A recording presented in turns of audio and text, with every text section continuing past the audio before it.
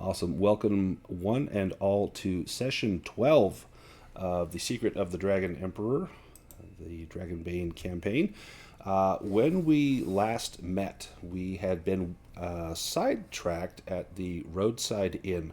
We're heading toward the Tower of Sighs, and we're on the edge of this merciless looking swamp. And from there, we can almost see the Tower of Sighs, but there was this rather inviting looking place called the Roads End Inn. Let me take us all to the map. And all we have to do now is get through the haunted marshes, which sounds easy, and we'll end up at the Tower of Sighs, which is our destination. Now, we could take our pony and wagon through there, or we could leave them here at the Roads End Inn. Now, some bad things happened at the inn. Turns out it's haunted, and we got stuck in some other where, but we managed to fight our way out, and when we came out, the inn seemed to have been restored to a normal inn. They would be more than willing to watch our mount and our cart, and if we want to keep our livestock here, I think we now have a cow and some chickens. We could leave them here, or if we want to take them with us through the haunted marshes, we could. But regardless, the Tower of Sighs looms ahead. And now, I don't know if we did take a rest. It looks like, just looking back at the thing, I think we did, because I see Lucien has rested. So everyone should be well rested. We get up at morning, have a little breakfast, and we can head out into the haunted marshes if we are ready. Anything anyone wants to do before we begin the trek?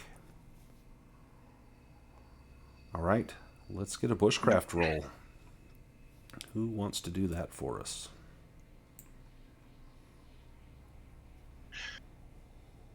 I believe the professor was very high in bushcraft. Is that right?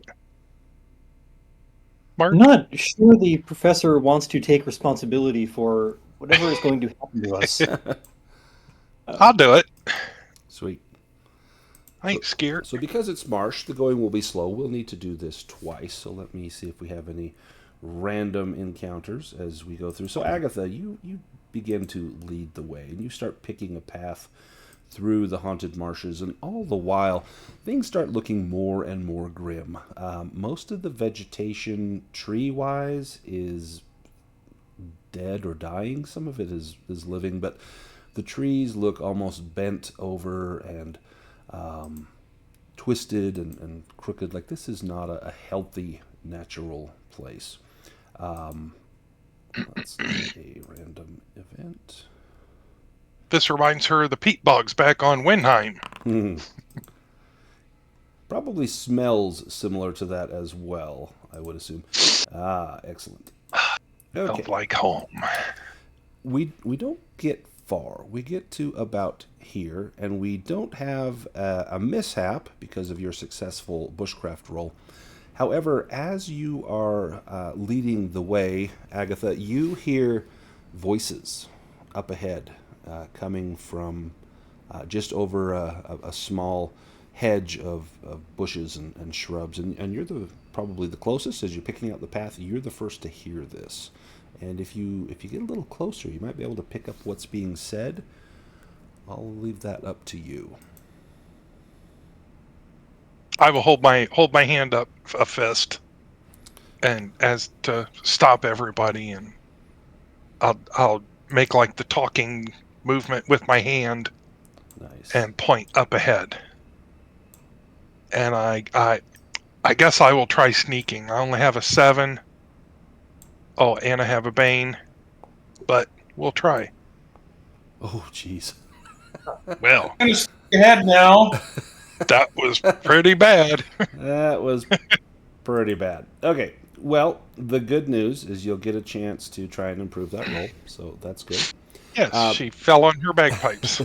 You may have noticed already in the chat that the rolls look a little different. So now it shows an item for your skill.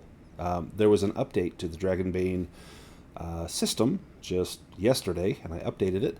And so now there's going to be a couple cool qualities of life improvements. The big one is with ranged combat. So now it will automatically detect if there is a foe in the way, and it will ask, do you want to Bane on this because you've got someone in the way? which, we've kind of just been doing manually, like, yeah, so-and-so standing in the way, so just take a Bane on that. So now it will ask you if there's a Bane. It also will better calculate distance, so that if you are point blank with a ranged weapon, it will remind you there's a Bane on that. Or if you try to shoot beyond the range of your weapon, it will let you know. So a couple little quality of life things here. And there's probably a few other things that we will discover. Looks like right now you can now click on your skill in the chat bar and read and see what sneaking does, if I've made that available. I'm not sure if I have or not. But regardless, you failed with your sneaking roll. So as you're sneaking up, the voices stop. Maybe your foot plops into a little wet patch of mud and muck. And let me take us to a map. Let me just hide this real quick. Okay.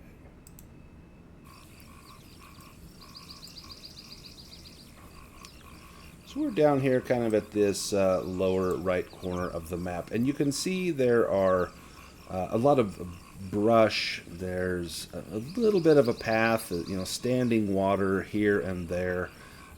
You can hear some, frogs, a few birds. You see a few flitting around in the trees. Lots of bugs buzzing around. Right in front of Makander, this is some sort of... At first you think it's maybe like a fallen tree or a log. Give me a spot hidden roll, Makander.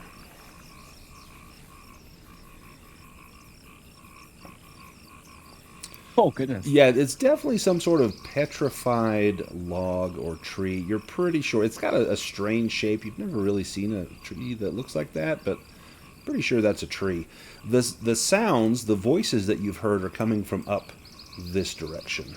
Now, Agatha, you splooshed into the water and made a little bit of a racket, and those sounds stopped, but you think that those voices are still coming from somewhere up in this direction.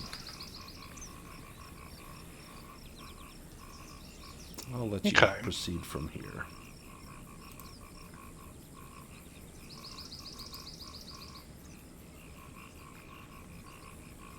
Making any attempt to be stealthy, or at this point is all bets off? Oh, no, all bets are off. Makander, I know you're not great at it. Give me an awareness roll. Oh, almost. Man. Do you want to push that? No, I'll hold on that one. You don't see it then, but Phineas, give me an awareness roll as you're next up. Okay, those things that he thought were trees, they're giant bones. Shattered leg bones of enormous size. Whatever this thing was must have been 10, 12, 14 feet tall. It looks absolutely massive. And this... Beast lore. Yeah, these are definitely not any sort of bird or amphibian that, you've heard sounds of frogs and birds. You think that they look roughly human equivalent. Some race of giant is possibly behind these bones here. Well, I've never heard of a swamp giant, but there appears to be some giants living in the swamp, perhaps. And these could be ancient. These could be very, very old. Perhaps they were buried here long ago. But as you get up and you're looking at these bones, you hear a noise coming from behind this bit of brush up here, and then you hear a shh, kind of a shushing sound. Agatha will point at the bones and look at Phineas and say, "This is a big discovery." Yes, indeed.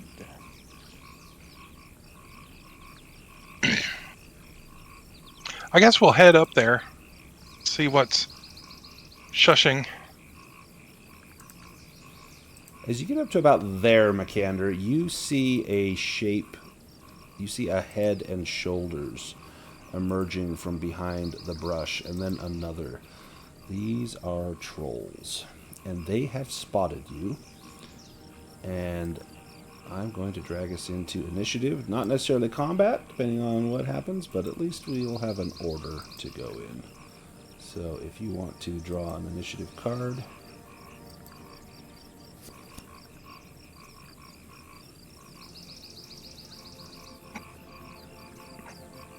Perfect. Frostbyte, you're up first. Then Makander, or then a troll, Makander, then double troll.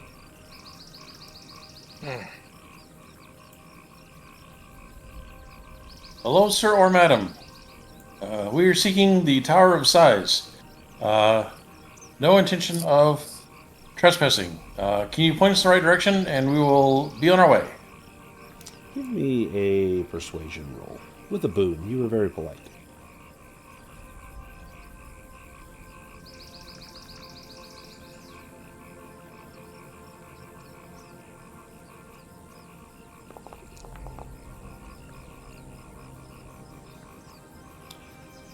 Sir or madam, one says. Hey, Helga. They don't know that we's both women. And the two lady trolls begin to chuckle to themselves. And this one steps forward, somewhat out of cover. The other one He was rude. So, I know you didn't intend to be rude, good sir, but I'm afraid I cannot give you that information for free. You see, we covet shiny things, precious things. Why don't you... take a duck. A duck made of gold, yes, that I would. But ducks are not shiny, although this one seems to be quite shiny indeed, and they begin to kind of ogle Makander a little bit. Turn around, dearie. Does Makander give them a little pirouette? Yeah, I think maybe he would definitely get a chuckle out of that. Yeah, he's not very graceful. He turns around. Ooh, oh, shiny indeed. Well, I'll tell you what. The duck we're not interested in. What the duck be wearing, and that shield, that we like. That and half your gold, and I'll give you the information that you seek. You see, now we were just becoming friends. And we can still be friends. And you want to act like common bandits. Bandits. Bandits. Helga, he called me a bandit. I know, Ethel. And Helga has a very manly, masculine voice. I know, Ethel. These lot are not to be trusted. I don't think we should demand half their gold. I think they can pay quite a bit more. We'll show them the meaning of bandits, eh? And let me have Lucien, as you're standing in the back watching this, give me a beast lore roll. You're the scholarly type. Not when it comes to critters, apparently, though.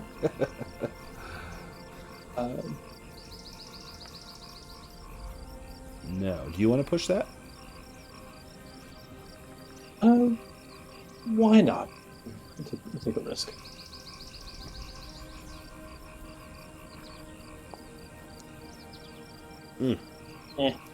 Well, you know a few things about trolls. It's common knowledge that in direct sunlight, trolls cannot regenerate. They do not like sunlight. But a thick layer of clouds or full cover clothing are often enough to avoid the effect. These trolls are covered in mud.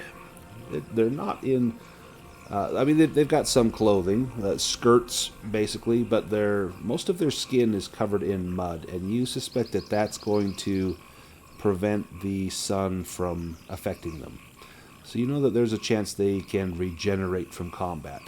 You also know that trolls can blend in with surroundings at any time, making it invisible as long as it stays still.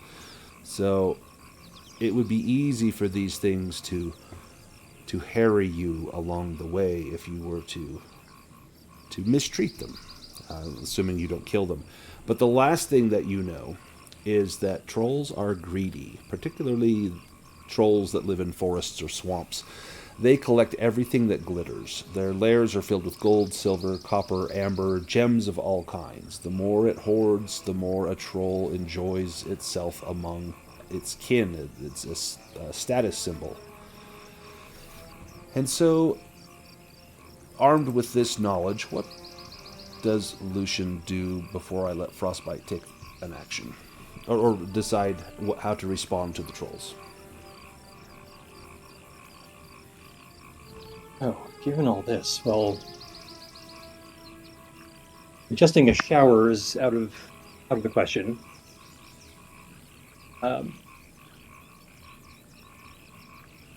What about Shiny? So, Lucien will have poked through the contents of the cart, even if he hasn't really contributed to any of the earnings. We'll say, "Hey ho, Ethel! There's no need to, no need to be bandy about these awful words, bandit. What were you thinking? Now, gold. I don't. Gold. Look at this dull, worthless metal. In fact, the scientific authorities find no value whatsoever in gold. Now, silver, on the other hand, if Lucien is at all able to access the cart, did we bring the cart, or did we leave it back at the roadside? The road's did we leave the cart? Oh, we left it. I thought it got left. So it would Yeah, I be think whatever that'd be you the have whole- on your person. So that may affect what you're about to do. Which I love the way that you're going, but I don't think we have the cart. I think Lucien maybe just realized mid-sentence that the cart was nowhere As nearby. he's pointing and back behind him, then he turns. Oh shit! Lucien pats his pockets. Silver's the thing. Now, obviously, we didn't bring our silver to, expecting to, build a relationship and arrangement. But, but if you can send us on our way with, in roughly the right direction, hundreds of pieces of silver will be yours. Silver. Silver valued across the lands over the mere dross of trash gold. Give me a bartering roll as you're trying to change the terms a little bit, but in a clever sort of way. I mean, does a troll know that silver is worth more or less than gold? They more like things that shine and sparkle, and if it's polished silver, it can reflect their face, and they know that would be very shiny indeed. All right. Tragically, Lucien is a little stressed out from his earlier failures. A little disheartened. Oof. And it's probably not going to happen.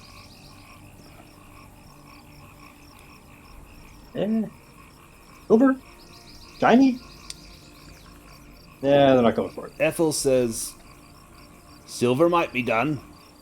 That armor, the shield, and your silver. All your silver. And she puts her hands on her hips. Frostbite, what's your response to this? And then we'll move on to the Trolls initiative. Right. Ethel, you might have to call you Ethel. Please do. You and I both know that there's no way that we're walking out of here with a naked duck. That's just not going to happen. We need him alive. Have some decency, man. We've got something he can wear. We got some old rags here. Some sticks and some mud. They look just like us. Is there something wrong with that? Not for a troll, but for a mallard, yes. It's the height of insult. So, how about this? He can keep his helm. Generous, but how about this? How about we go to the Tower of Sigh, find out what we need there, and then when we're done on our way back, we'll let you know that it's free. It's open, and then you can go and take whatever you want. Ain't no bothering anyone at the Tower of Sighs. Not with that giant what lives there. Well, we'll take care of the giant. If I had a shiny silver for every brave soul that's ventured the swamp saying they'll take care of the giant, why, I'd be richer than I already am. Look, if you go into the tower, save me the trouble of trying to find your gear amongst your corpses. Just leave some here for old Ethel. And Helga. You don't look that old. Unfortunately, we only brought what we needed with us. However, about a half a day's ride behind us is our caravan and our cart and all of the real shiny stuff that, we don't need to survive. So if you just wait half a day, then it'll be here, and I'll let you take anything off that. What's to keep us from going and retrieving it while you heads towards the Tower of Sighs? We can follow your trail. Well, I mean, you can certainly do that as well. It's about a half a day behind us, so it'd take you about a quarter of a day to meet up with them, I guess. I don't know. I'm not good at math. I'm gonna move to the troll. So this is Helga. The cart absolutely is not coming. It's at the roadside inn. I'm basically trying to 3 billy goats gruff these guys. Helga comes walking over. Ethel, maybe we just squashes them here and takes that armor. Once we wipes the blood off, it'd still be nice and shiny. And they both kind of start nodding together at the same time. Oh, but I just got me nails done. And she holds up her hand, and she's got ragged-looking nails, and they both chuckle and laugh. But you notice they're getting a little bit closer. Let's go to Makander. Well, that's only fair. They do want my gear.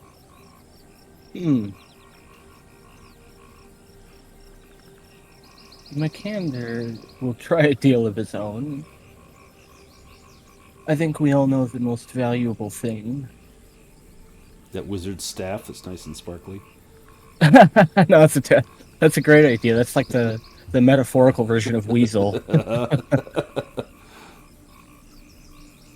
I'll offer the shield. It's the perfect hand mirror. Look, it's the perfect size. We'll give you this shield, and we can speak again on the way back from the tower. Ooh. Do you polish it up so they can see the reflection in it? I think Makander is definitely the kind of guy who would obsessively polish his gear. I'm going to let you give me a roll. You could either do persuade or bartering. I'll let you choose and give yourself a boon.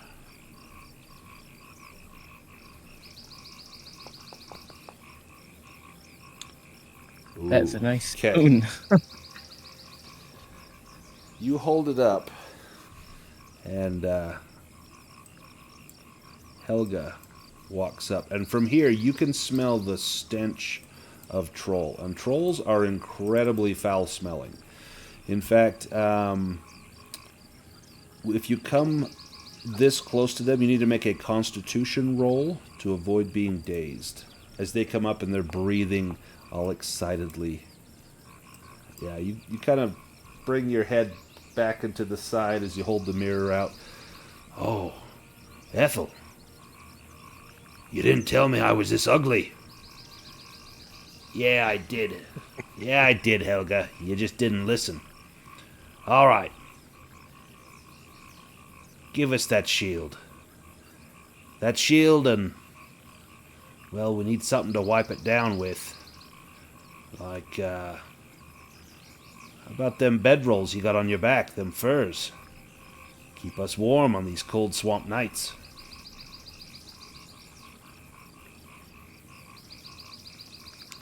$5 furs and a shield, I think we'd be all right with that. Yeah, we'd be all right. Do we have 5 furs? Does everyone have a sleeping fur? Or are they in the No. wagon? They might be in Makander doesn't have much of anything. Oh, they might be in the wagon.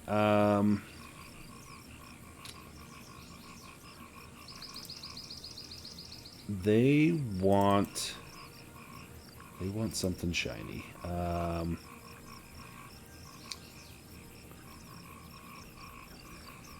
You I know got a bag of marbles with.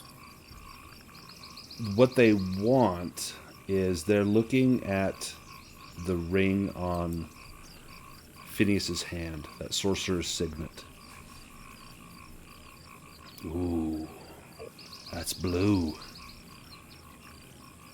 We wants that too. Yes, it is blue, and I will. I think I will cast ignite on the end of my staff and just make a little puff of fire to see if that'll scare them off. Ooh. And I happen to be a mage that deals in flame, and I know your kind does not care for flame. You're thinking of And then our I- cousins what live in them caves. We then I don't will, mind the forest fires. I will take out a handful of the coins I have on me and throw it into the swamp and say, "Take this and leave us be." If tell you what, if you want to make a sleight of hand roll, maybe you take the ring off and you toss a coin, but actually, or you make them think you're tossing the ring into the water, but it's actually a silver coin. If you make a sleight of hand roll and succeed on that, they might buy that. Ooh, doggy. Okay, tell me how you do that. Suppose, being a magician, I'm rather good with tricks, so I'm able to slip off the ring and toss a silver coin into the water, and then wait for them to go and start searching for it so that we can move on. They plop into the water. They've got the shield. And as they're in the water, you've all got a chance to move on. If you want to try to get away, you can run. Or do you stick around?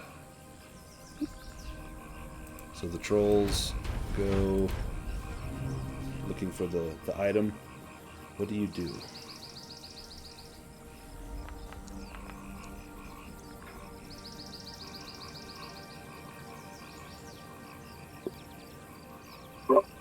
Frostbyte also believes that you gave him the ring. Ooh, nice. But yeah, we'll if they're gonna let us go, we're gonna go. Or I'll go. It seems like they got what they wanted, what they were willing to take. And you guys head up on the trail.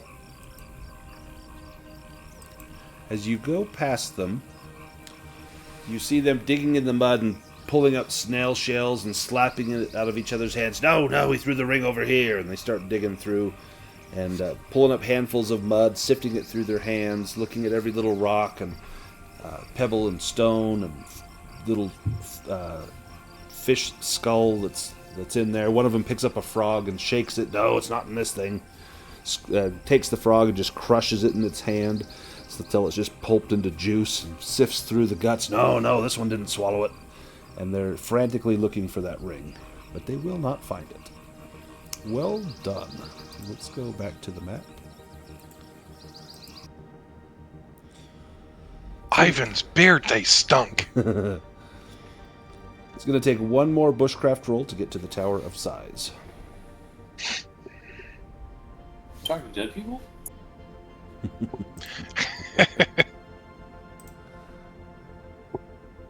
Phineas, I got lucky that first roll. Do you want to do bushcraft this time? I can certainly give it a try. Uh-oh. If I saw an advancement mark, I knew it was either really good or really bad. It was not good.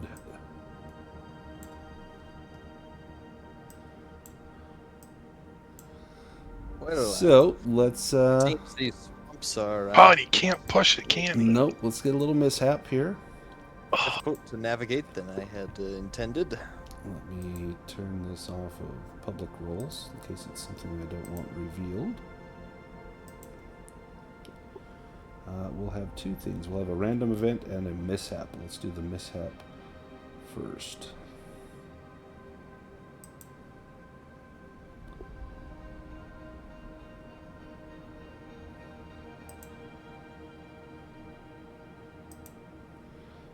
there's the journey mishap.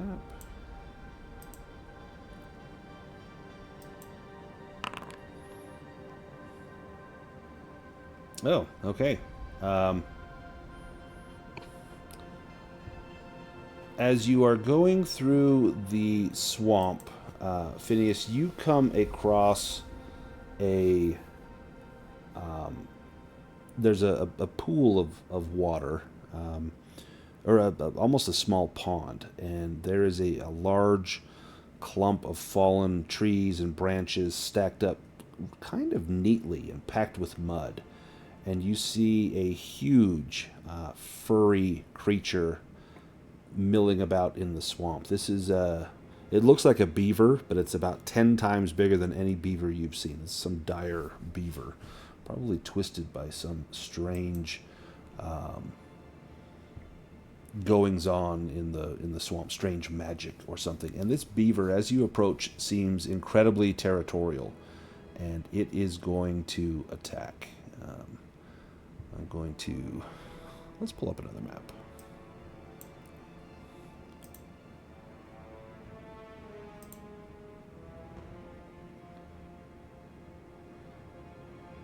This one will work. Yeah, this one will work. So I don't have a dire beaver thing, because this is a random event, so we're just going to use a bear. Let me pull some tokens out here.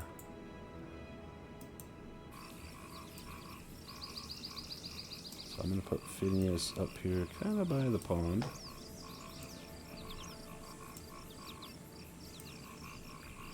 I was hoping the token would be tagged as Winona. Right. This beaver smells like Taco Bell. Smells like 7 layers. All right, let's go into initiative. And go ahead and draw a card.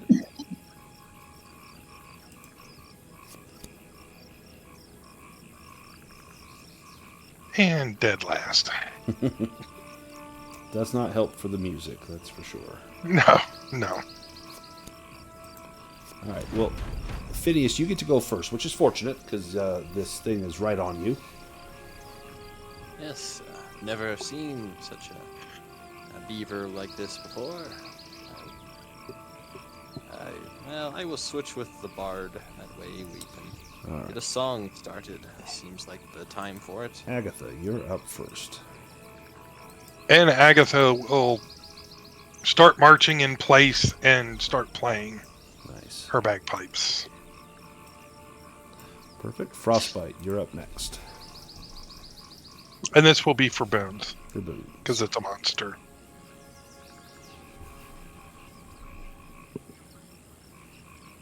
Start. I will appreciate the music. And also start marching in place.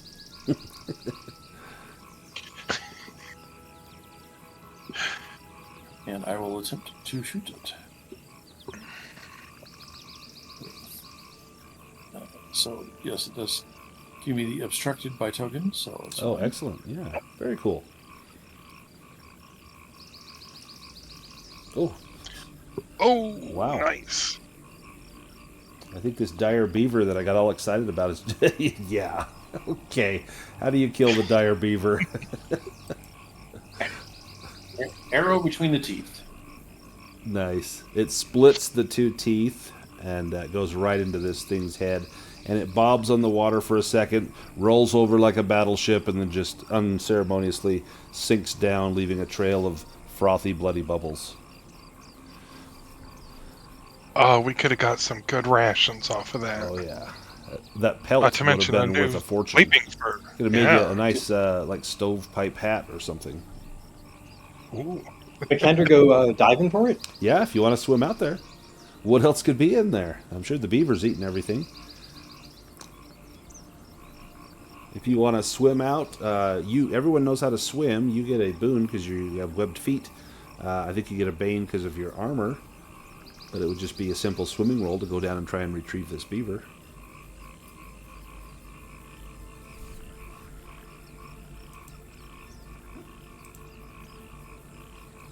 but no volunteers for swamp diving. I think it's up to the There's scholar. a sense of invention. Just I'm Fine. Lucien will contribute something to the proceedings here. hand someone your wallet and your cell phone and wait on in. Agatha's far too tiny for this. Okay, this is Do we have a rope? Because this thing's probably heavy. If it's about the size of like a black bear, you would probably need a rope to tie on it while it's underwater and then pull it up. Lucien has a rope and a grappling hook. Oh, which yeah, is just hook it. a big fishing hook. Gaff it in the gills and pull it on in. All right. But it will take a swim roll. Hey, I'm going to roll a 20 and drown, aren't I? Or find Oh, out that this 7. beaver is a mating pair. Do you want us to tie a rope on you before? Good job. Who needs the rope to... As he swims down into the Oh, water, we probably should have tied a rope onto him. You swim down and you find the great leathery tail of this massive beaver.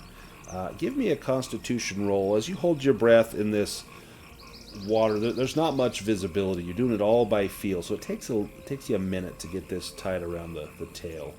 But you think if you've got it in there, maybe stick the grappling hook in... if you could find a small opening near the tail, you could just put the hook in. It would be great. I don't know what opening that might be, but if you could find one, you could just hook it in there. But give me a constitution roll. It is kind of fetid swamp water. Yeah, you're good. You come up. You've got a few little leeches on you, but nothing horrible. They get scraped off pretty quickly with a knife. Let's do a strength roll to drag this beaver to shore. If someone wants to help, maybe Makander rolls. I think you have like an 18 strength or something, or 16. Maybe if someone helps, you get a boon on that. 15. That works. Agatha will help. Spits on her hands, grabs the rope. All help, definitely appreciated.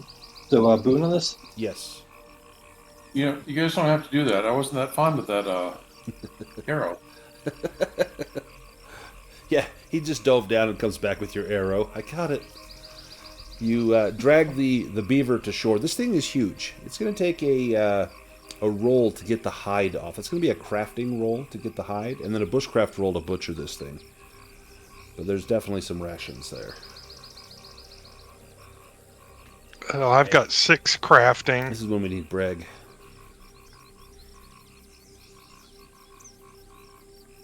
Anyone beat a 6 on crafting? By 1. I have a 7. Ooh.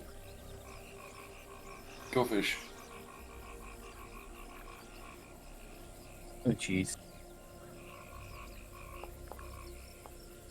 Well, not quite. At least it wasn't a 20, so...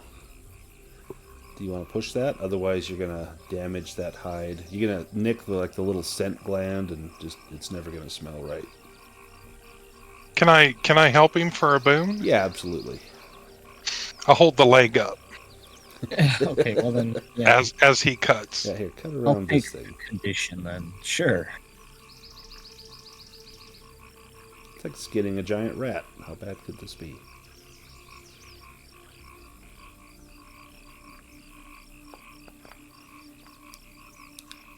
Wow. Oh. So it was holding that leg up made all the difference. That kind of, it got the knife angled just right. Not only do you get the hide off, but you'll be able to preserve this. It takes some scraping. There's a lot of fat on there. Scrape it down, salt it. There's probably some sort of alkaline mud or something you can rub on it and just try and cure it. But this thing's going to fetch a pretty price.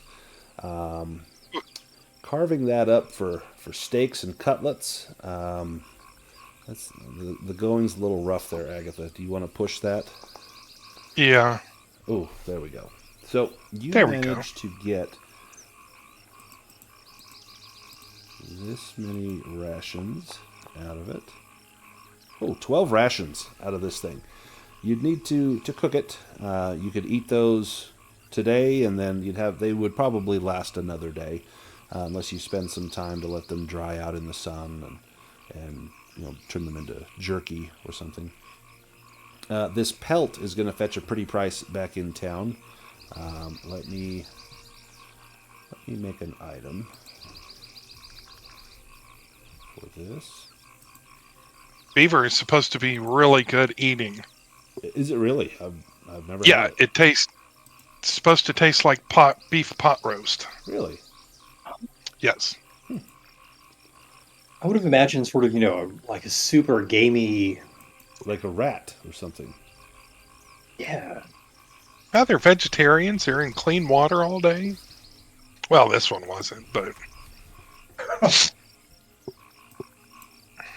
So this pelt is quite large, but it's going to be worth 250 gold. Dang.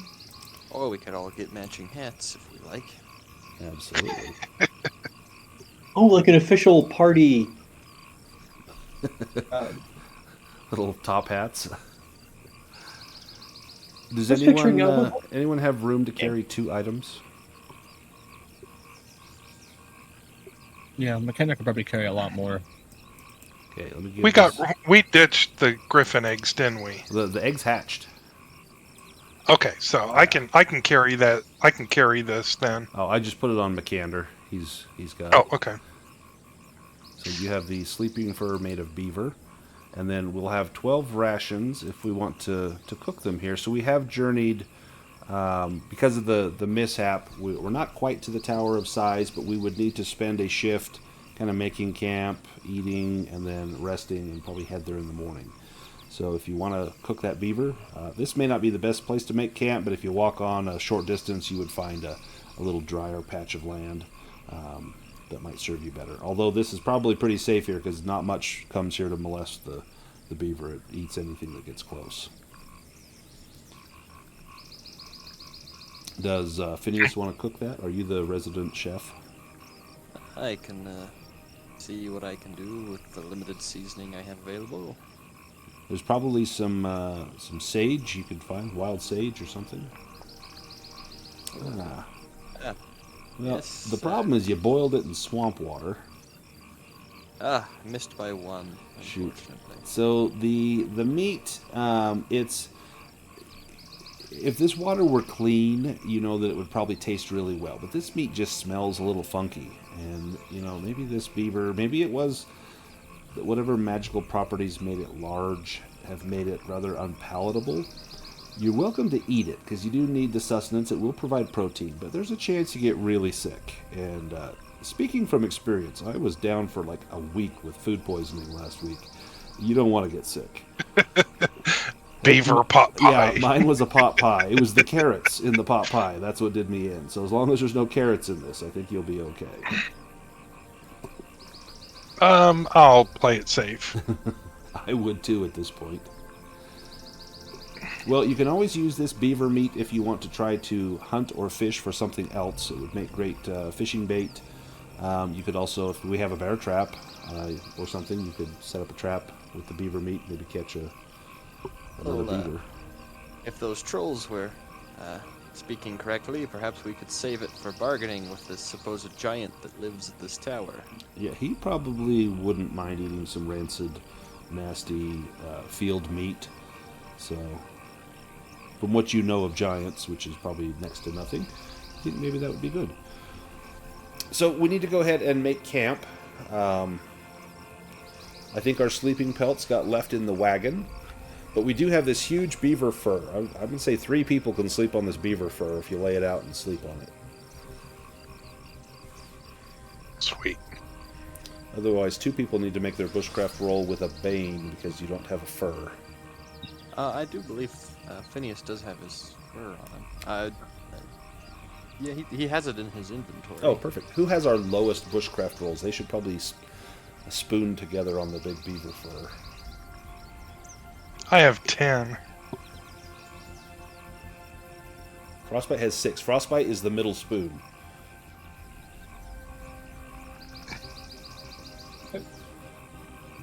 It's just sort of like, the cat, the dog, curling up with you in bed. Mm-hmm. He's going to hog Just like the whole sleeping fur. So Is that maybe offensive to a wolf? I don't know that it's offensive. It's probably more accurate. I think Makander for sure, with a terrible bushcraft and frostbite, and what is Agatha's bushcraft? And probably Agatha, and then Lucien and Phineas can risk it. Does Lucien have a Lucien is used to. Lucien is used to sleeping rough. And you have a sleeping fur, so you would be okay. So no banes for anyone.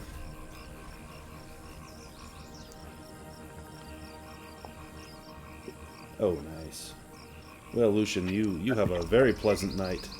The sound of frogs lulls you into a peaceful sleep.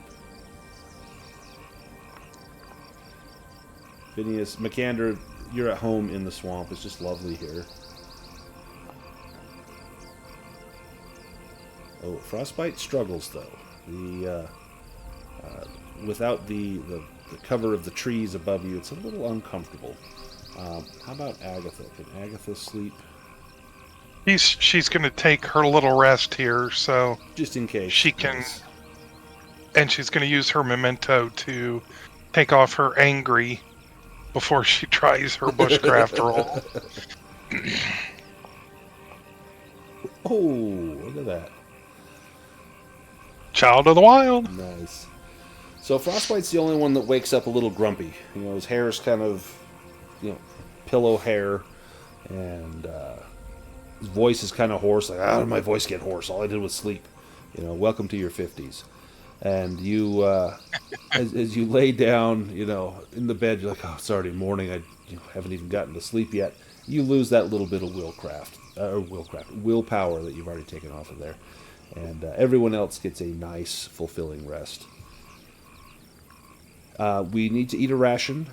If you didn't want to eat the beaver, make sure everyone downs a ration. I think we've got some apples, or if you have a field ration. Frostbite loses a little bit more.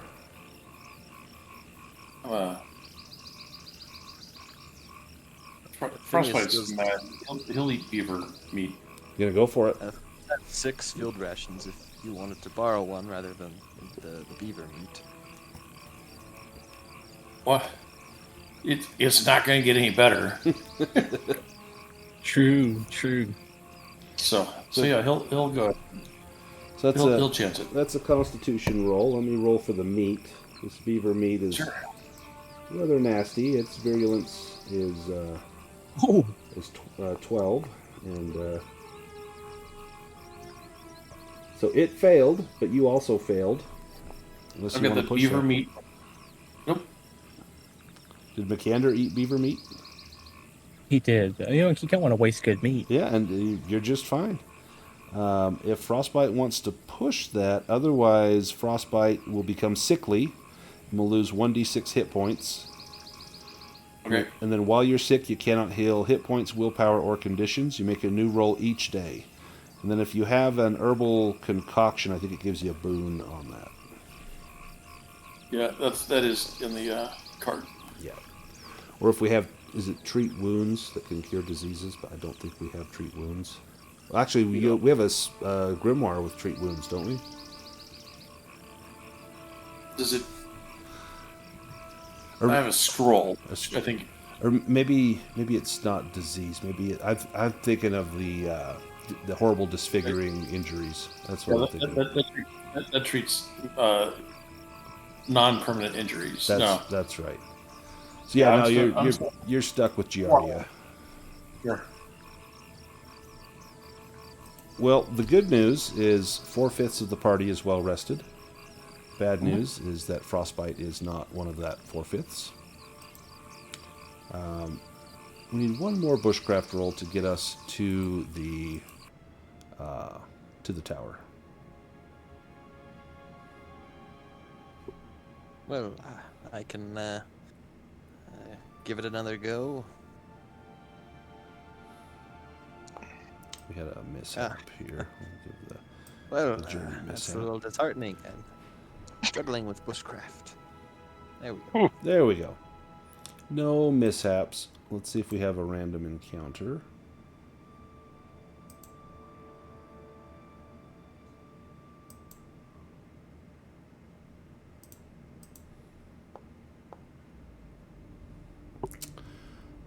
Huh.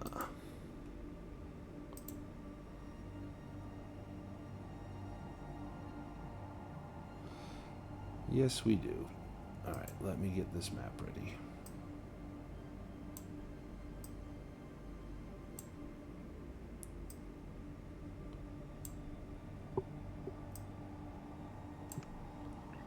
You come out onto a little stretch of small islands in a boggy expanse. The water looks to be about maybe 1.5 to 2 meters deep in most places. For a human-sized adventurer, that's up to your middle, maybe a little higher. For a halfling, that's up to your neck, a little uncomfortable. To travel through this from land to through the marsh to land and back and forth is it's going to slow you. You don't need to swim, but it's going to reduce your movement by half for as long as you're in the water. I'm going to take you to the map here in just a second. The downside is that you are not alone in the water. And as we come in, you see a boneyard. There are massive bones, huge skeletons lying here in bits of the water, some sticking up. And then there are several skeletons that are milling about on the land. You see 4 wielding short swords. You see 2 over here with bows next to this ghastly figure in chainmail and wielding a cruel morning star. Let me get us into some initiative here. So the problem is, they always say they'll miss swimming long. There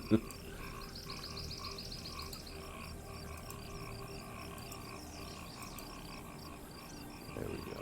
Alright, you can roll for initiative. And let's get some combat music.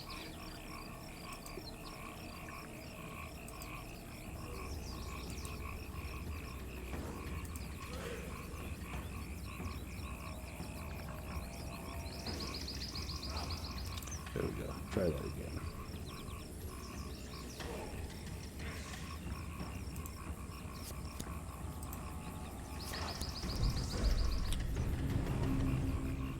Alright, this guy is first. Seeing you, he begins to trudge over. And he's about up to his middle in water from here. Lucien, you're up next.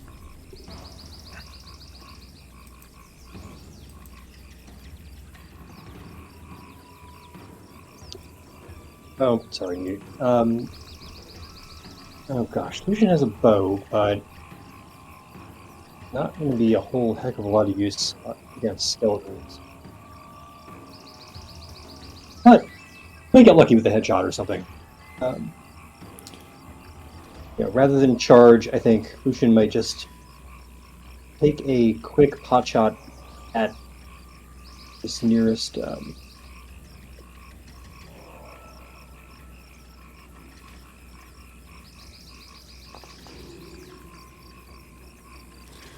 That is a success. It'll do half damage. Piercing does. That's not bad.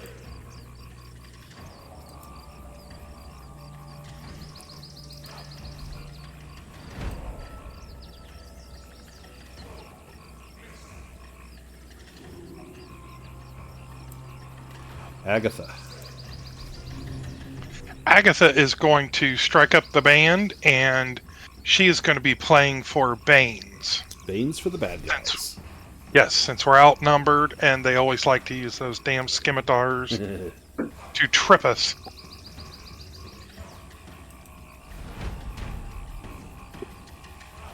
The archer. Let's see. Let's do 1 Agatha, 2 Phineas, 3 Makander, 4 Lucien, and 5 Frostbyte. 2 is Phineas. So it's going for Phineas. It'll have a Bane because it's shooting through some people to try and get Phineas.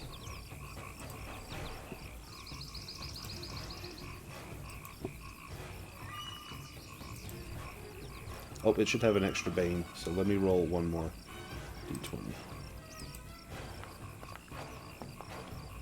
Well, that's still going to be a hit. Do you want to try to evade that, Phineas, or take the hit from a crossbow? I will take the hit. Give yourself 7 damage.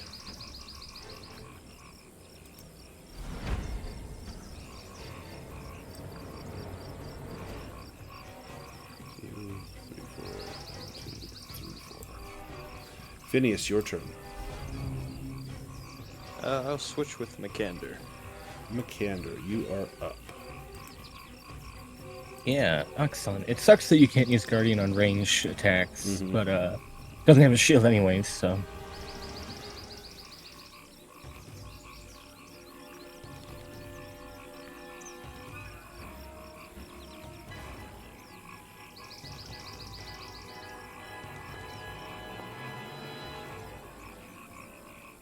Nice.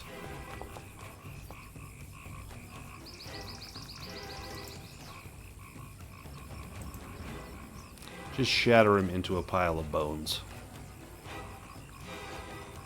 And if you've still got movement left, which you do, you're welcome to take it. Alright, actually. Yeah, I'll move over just a little. Okay.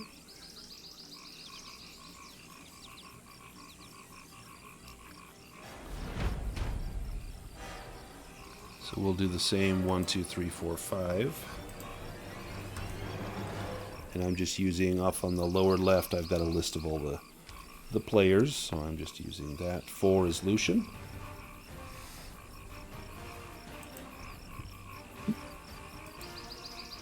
So light crossbow coming in.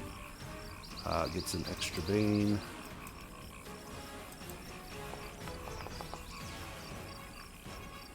Man, that dragon would have been awful. Frostbyte.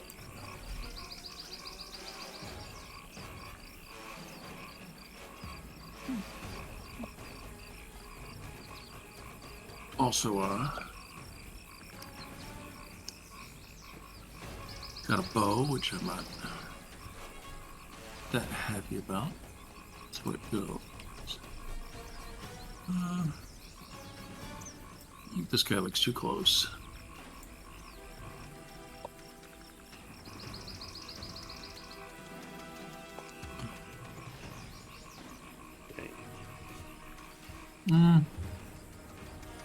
Yeah, getting...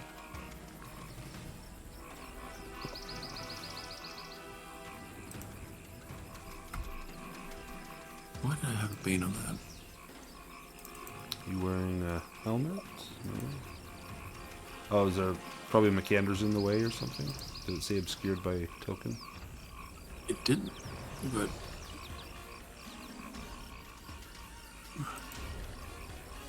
Oh, it says obscured by token on your thing. Oh. Okay. That's just barely. Interesting. No, I have the one left of the bones targeted. Yeah, you were targeting this one over here, right? Well, that kind of makes Yep. sense. Yeah. So yeah, I'll You had movement. If you want to move and redo that shot so it's not obscured, I think if you probably moved up to here, I think you'd be fine. Or for there, then for sure. doesn't say anything this time. Range attack, fine. There we go. I mean, that's a lot of work for nothing. I know, terrible damage. And he takes half. He took 1, so Yeah. you know. Not Yeah, bad. after his armor. Yep. Phineas. Hello.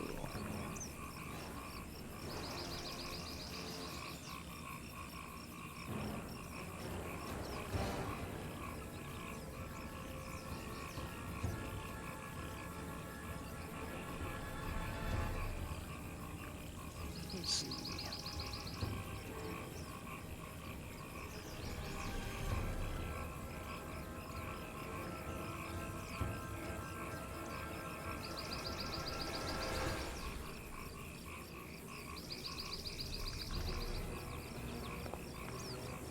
Ooh, nice. Are you I wanna doing like 3 targets? Okay. 3 targets top. So is that 2d6 3 times? Is that how that works? believe so. Me I think look it takes 3. Fire blast. Oh, 2d8. Yeah. Or So, it's D8. yeah, it's 2d8. Each power level beyond the first increases the damage or creates another blast that hits another target. So, yeah, 2d8 to all 3. So I'll just roll that.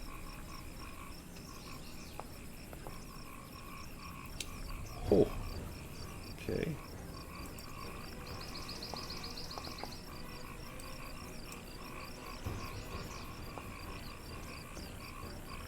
Okay, you took out both archers. Let me take out this archer. And then the white gets hit for 8. And it was fire damage, which inflicts normal. Sweet.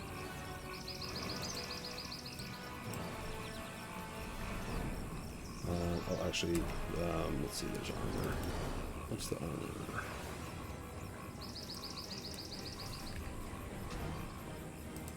So it takes 4.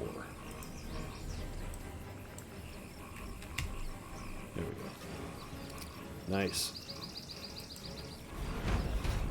The white. The first thing that the white does is takes the Morning Star and swings it straight down into the ground.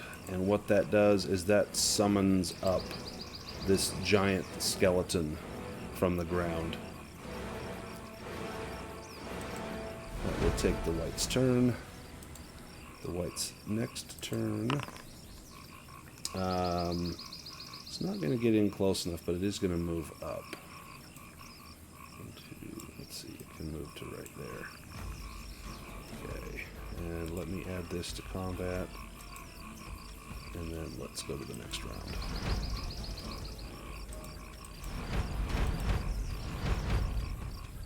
Oh, I think Phineas, you're up first. Well, does someone want to go first? I don't mind going later. You want Makander to maybe finish off that warrior right there? Yeah. I'd like to go first. I'll switch. Yeah, let's swap with Makander. You're up, Sir Duck. Well, let's see what he can do.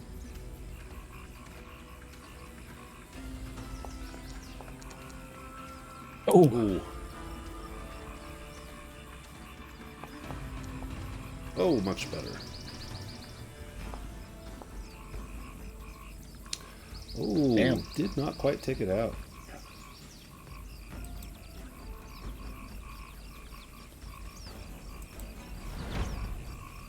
This archer will 1d5 goes for 4, which is Lucien.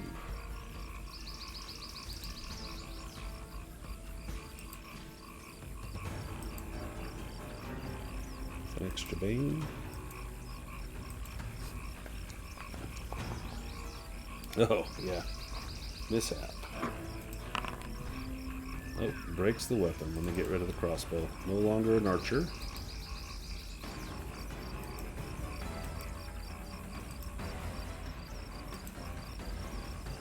The white.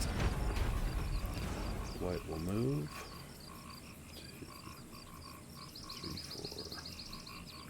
4, 5 right there. And then let me see if there's an attack.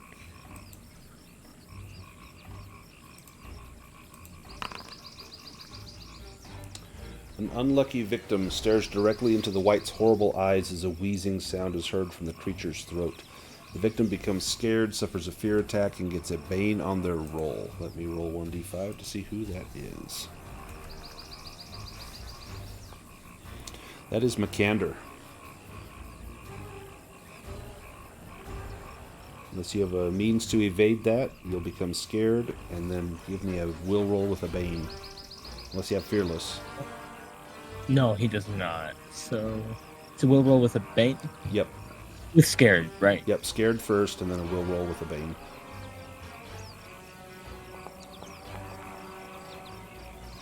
Oh, Got it. Wow, nice. Skeleton warrior.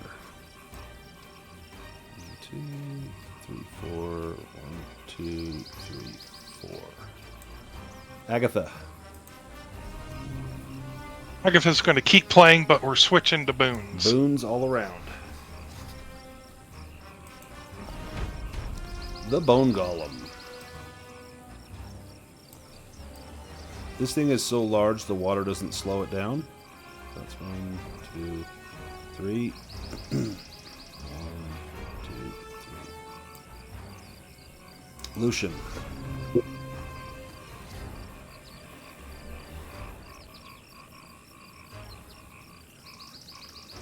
All right.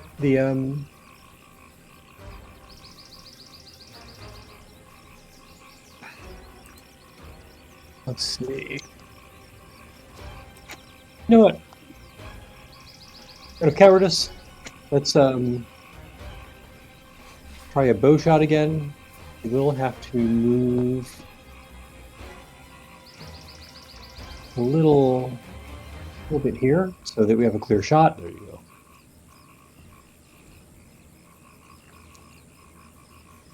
And you get a boon. All right, although Roll landed a D20, anyway here. just in case it's a 1.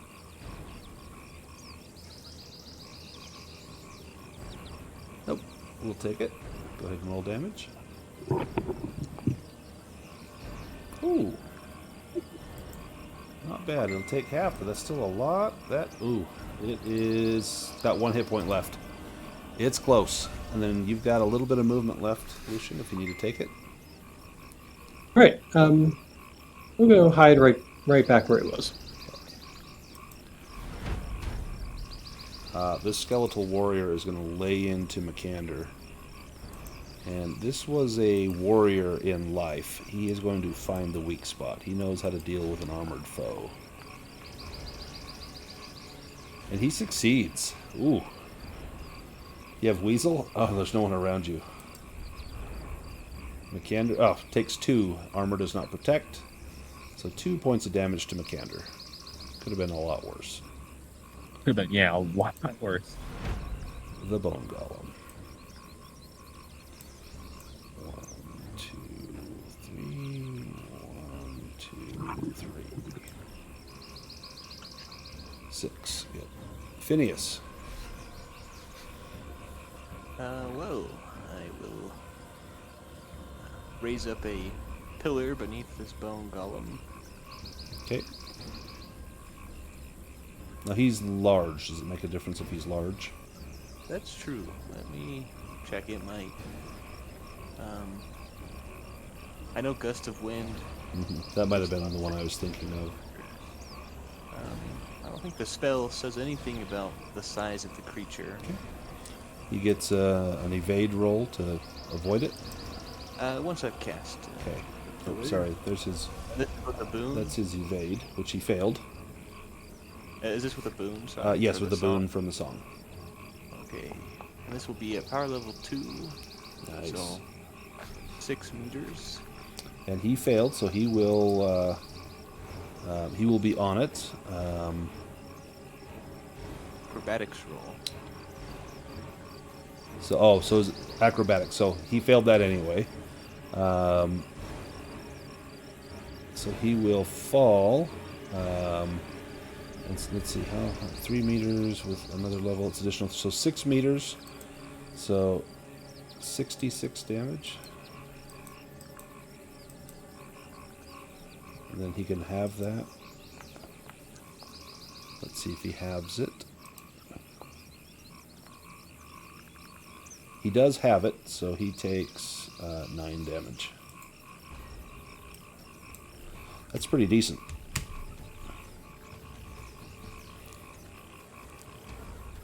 Frostbite.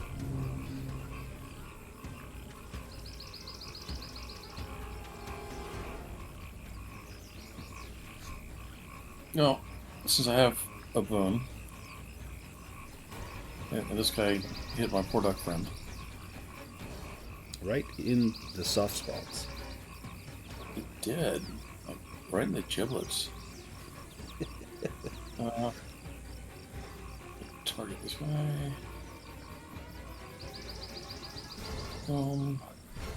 Slash. To offset the fact that I'm exhausted. Because I forgot I was exhausted. And now I'm angry that I forgot I was exhausted. Was that with the boon? It was. I have a bane. You have a bane. Yep. There we go.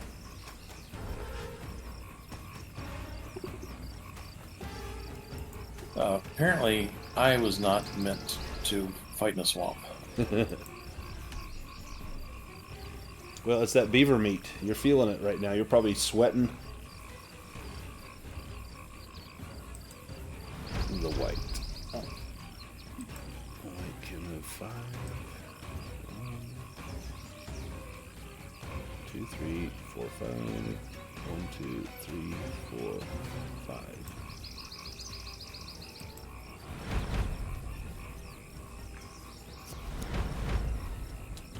The archer. Let's see who the archer attacks.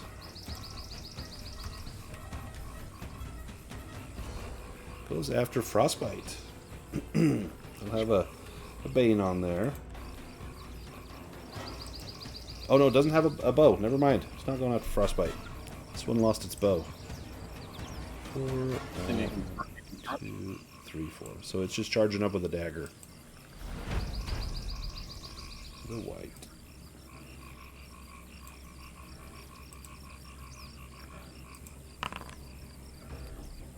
Unholy roar. The white's decomposed skull contorts and lets out a ghastly scream that cuts like a rusty blade through the victim's souls. Everyone must make a will roll to resist fear.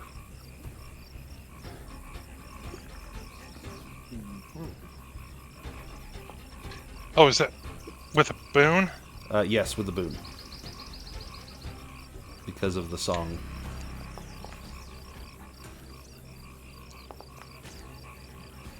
So far, so good. Oh, except for Lucien. Okay, gonna push that, I think. And then I think I need a Makander roll. Oh, thank goodness for boons. Is Makander with us? Yes. Did I miss something? Sorry. Yeah, I need a will roll with a boon to avoid the fear attack. That boon helps. Oh, well. Well, yeah, in theory, it helps. Yeah. You push it. There we go. Lucien. All right. It's hard to say who the boss is here. The white is pretty formidable, but that bone golem can do serious damage. Yeah, that thing's fairly horrifying. As much as Lucien wants to really has it out for that one skeleton, Bone Golem is kind of taking up a lot of mental real estate here. And it gets like 2 attacks, and it can do a lot of damage.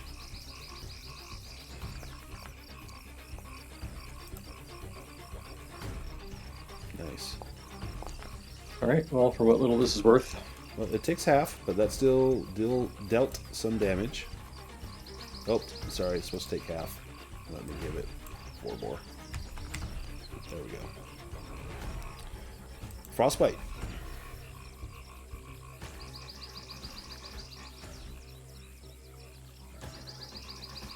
And the white is wearing chainmail.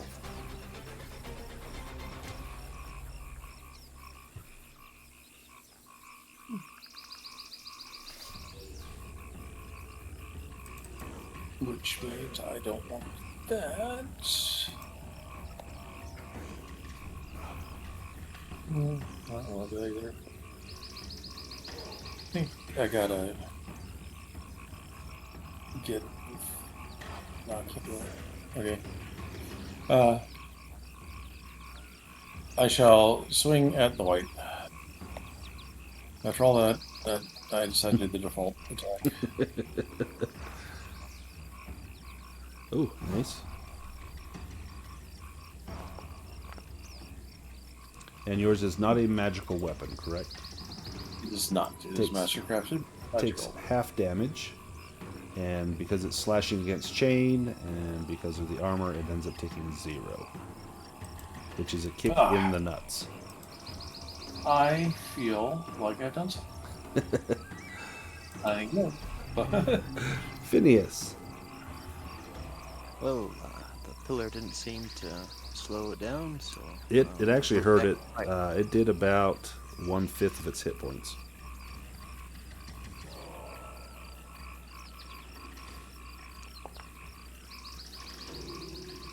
Oh, this could be good. Let's see. Let me see. Fire. Okay, fire. Oh, okay. Wow. How do you take out the bone golem? Yes, with an extra powerful blast of fire, I char and sear its bones so it melts down and probably smells not too good as it burns up in the swamp. Bone fragments go flying. This thing can do like 4d8 points of damage on a single attack. Like it can, and it does that little twirling attack where it hits everything within 4 meters or something. Like that's impressive.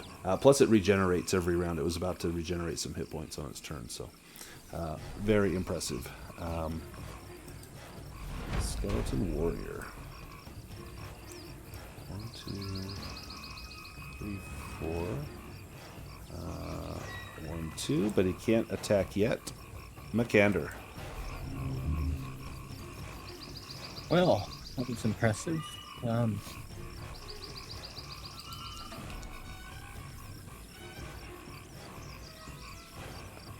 Not a magical weapon by any means. Okay.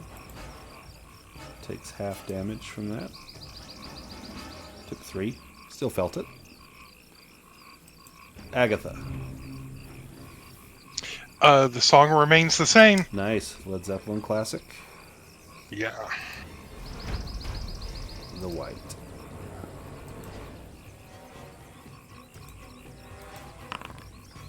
Ooh, with surprising speed, the white sweeps its weapon in a deadly attack. All opponents within 2 meters suffer weapon damage. The attack can be parried if you have... I guess it'd have to be shield block. Of course, you don't have a shield anymore.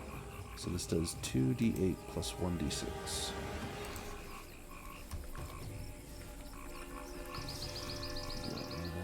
2d8. Nice, that's 13 points of damage to Makander and Frostbyte.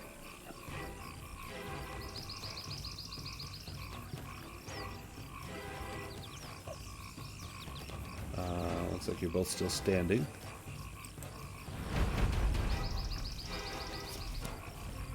Phineas. The worst part of all this is that Frostbyte cannot heal outside of magic. Well, another fire blast, perhaps?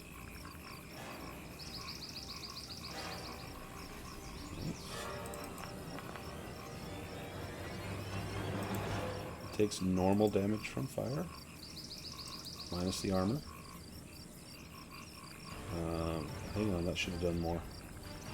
What did that do for? Well, his armor, it says if he has 8 armor, that would do 4, right? No, it should only have 4 armor. He should have taken 4 more points of damage. There we go. Because he only took 4 damage, so there he's taken 8. Oh, that's a better result. Yeah, Makander. Exciting. Okay.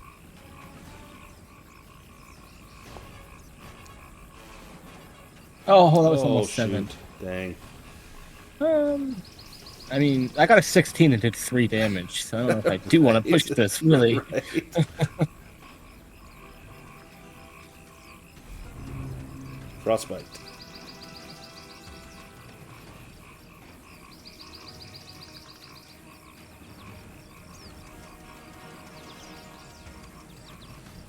Just do stab, not slash with your sword.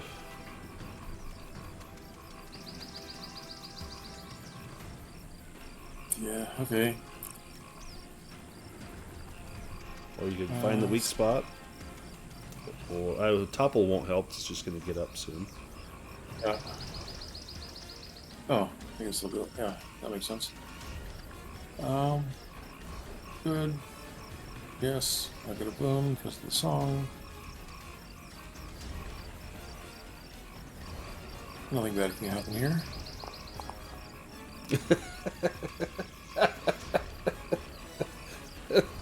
Famous last words. Get stuck in the mud. Well, that went from bad to worse. Oh, this shit. Oh, shoot. Let's see. Well, it's going to go after Lucien. Yeah. I did get away, though. Nice. Excellent. It's going to slash at Lucien with a short sword. That's a miss. And the archer that now only has a dagger. 1, 2, 3, 4. 1, 2, 3, 4. The white.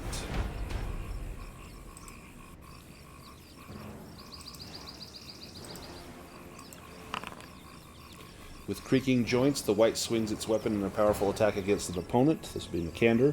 The damage is rolled with twice the weapon's normal number of dice, and the victim is knocked to the ground. The attack can be parried. This is 4d8 plus 1d6.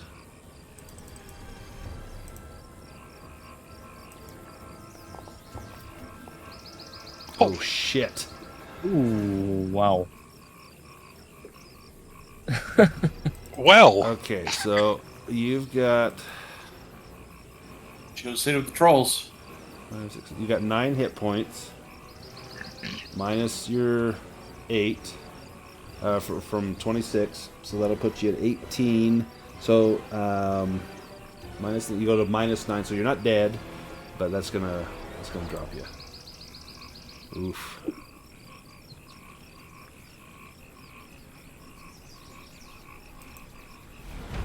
And the white goes again. Hand of the Dead. The white raises its hand and gestures at an opponent within 10 meters. The attack inflicts 2d4 bludgeoning. The victim is thrown the same amount of meters and lands prone. The attack cannot be dodged. Alright, let's do 1 Frostbite, 2 Lucien, 3 Agatha, 4 Phineas. Frostbite. You will take... Oh, whew. 2 bludgeoning damage, and you're thrown 2 meters. And you'll land prone. I'm not going to make you prone because you're just going to get up. No one's going to come get you. And then the white is going to step over Makander's body over to here.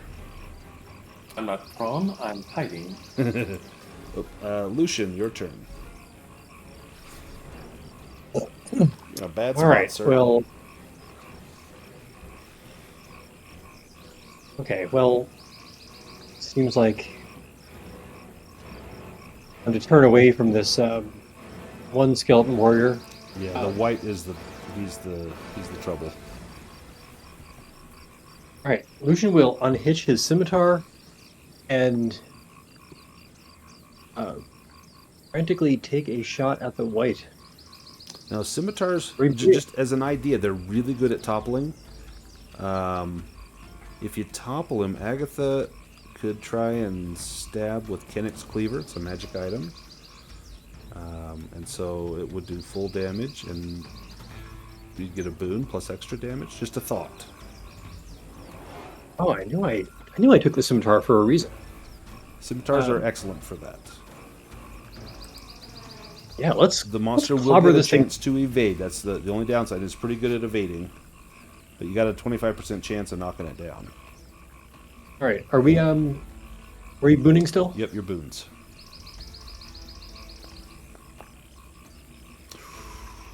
nice. It has to roll a dragon in order to not be toppled. And you get a free attack against another enemy. So you can attack that skeleton. So he succeeds, but he didn't get a dragon. The white is toppled. And then you can attack that skeleton. All right, let's. Okay, spin right around and try and finish this thing. And make him prone.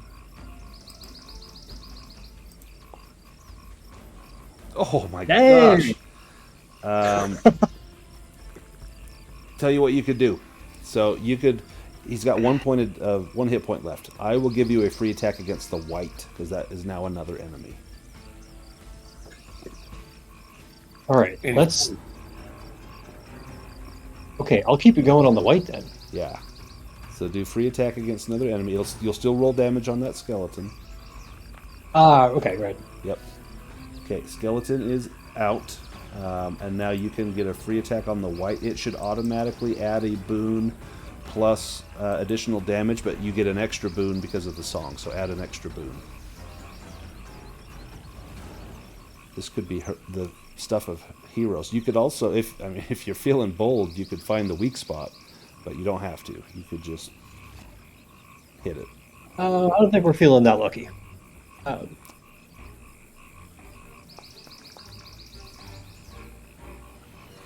That's a success. And it should roll the extra damage here. Yep. Ooh. Yeah, it is slashing Ooh. with nails. Nice. I mean, we're gonna lose a ton of that. Your weapon's not magical though, correct? So it takes half. But still, that it's bleeding now. It's splattered. So we're making headways. Now it's Agatha. That white is still prone. Look at the professor going all John Wick. Damn. We are going for back attack. Backstab. And yeah, backstab. So that I should have 2 boons. 2 boons. Plus the boon because he's prone. Or I guess your song, does that end at the start of your turn? Oh, nice. Yeah, it does. Nice. And I get an extra It should damage add in, dice. I think it adds in that. Oh yeah, you get an extra damage. D10. So 4, so 17 to the white. He'll take 13. All magical. He is down to 4 hit points.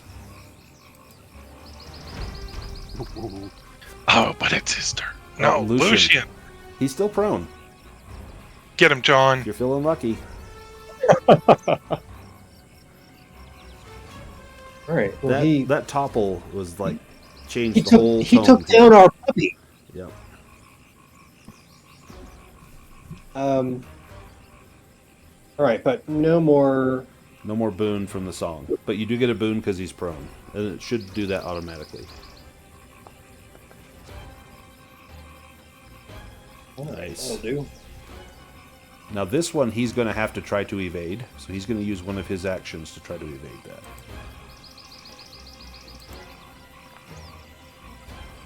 And he fails. Okay, so how do you take out the white? God. All right. So Lucien is well trained in the scimitar because, by God, I was going to have one character survive this campaign. So this is a precision shot and just separates the head from the shoulders. I'm going to give you a reward heroic ability. You could take robust or focused because that was impressive. You don't really use a lot of willpower unless you want to start using it. So focused will give you +2 willpower, or robust will give you +2 hit points. I'll let you choose. That was a very heroic thing you just did. We're still not out of the fight though. Frostbyte. There is still that archer without a crossbow coming across with a dagger. And you don't have your sword, but you do have your bow.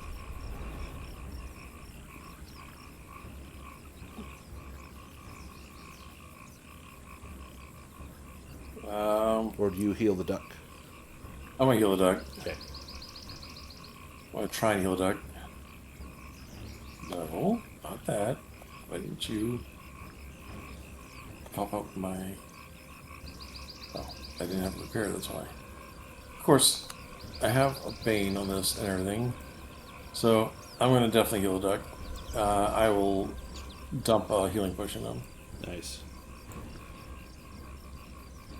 This is one of those fleet healing potions. It doesn't go into the mouth. Oh, nice. Yep. It's for faster absorption. It's, People over 50 You- know what that is. yeah, he goes. I mean, when they say tight as a duck's butt. You know, there's a little bit of swamp mud here. That'll lube it. So you administer, we'll say that, you administer this healing enema, and Makander pops up with 9 hit points recovered. The skeleton archer continues to slowly trudge across. 1, 2, 3, 4. One more. This is as far as he can get. Phineas.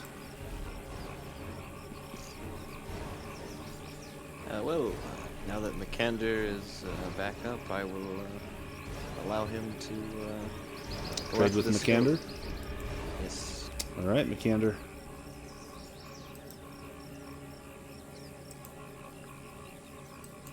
Let's see.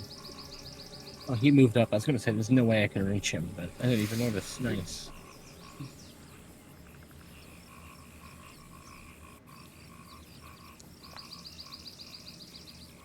Nice. Lovely. The battle is hard fought, but the battle is won.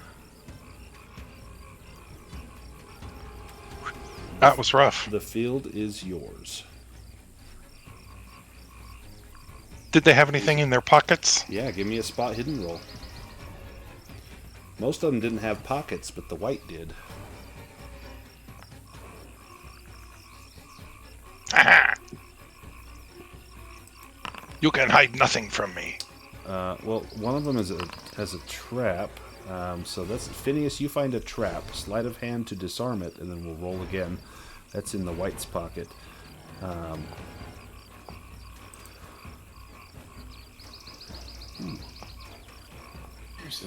There you go. Oh, no. Nice. You find 80 silver coins, so 110 silver coins, and 10 doses of perfume. Why these skeletons had perfume, you don't know. It's perfect for the trolls, all Right? 3 of those. Yep, that's everything that the trolls would want. That may buy your shield back. Have you smelled the troll? The skeletons can deal with it. Awesome. If anyone needs to do a shift rest, this looks like a relatively safe place to do that. Or excuse me, stretch rest, not a shift rest. Or you can do a round rest if needed. And we can go ahead and take our break here. We're at the 90-minute mark, so if you want to do your shift rest, you can do that. Excuse me, stretch rest. I promise I'll get it right. And I will be back in about 8 minutes.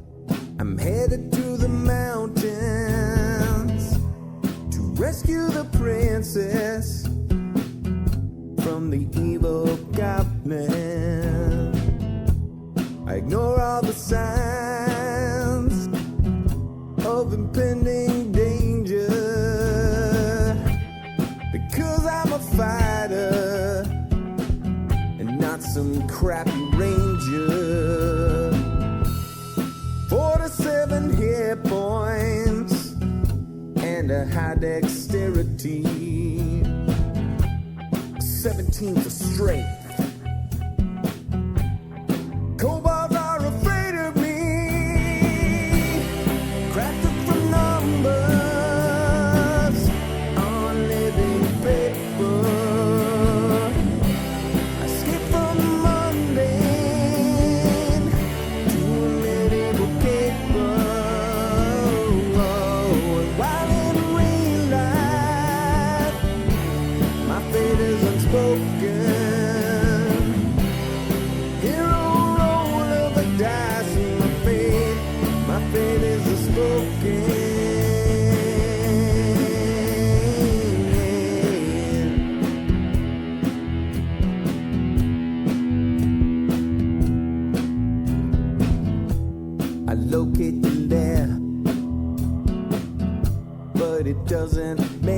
much sense to me.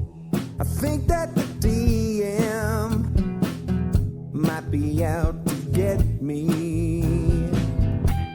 A hero in armor and truth, bards tell my legacy. The flame of my torch illuminates the enemy. I win in a battle, hewing foes asunder. Deeper I venture, the deeper I wonder. The bodies pile up before me, the corpses I plunder. The deeper I venture, the deeper I wonder. Crafted from numbers on living paper. I skip from the mundane to a immutable paper.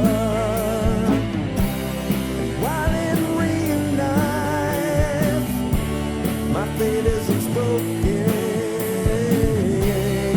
Hero roll of the dice in my fate is unspoken. No.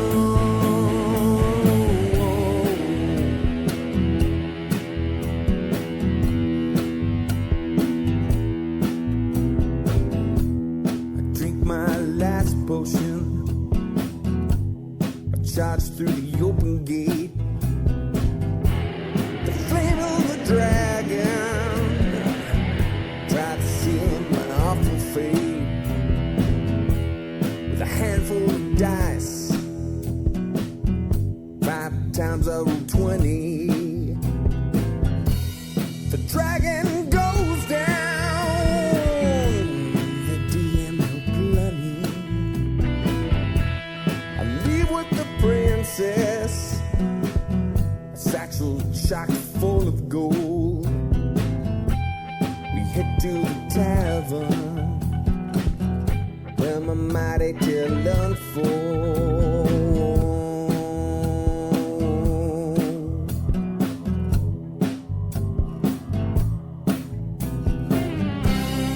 Crafted from numbers on living paper. I skip from the mundane to a naval caper. While in real life,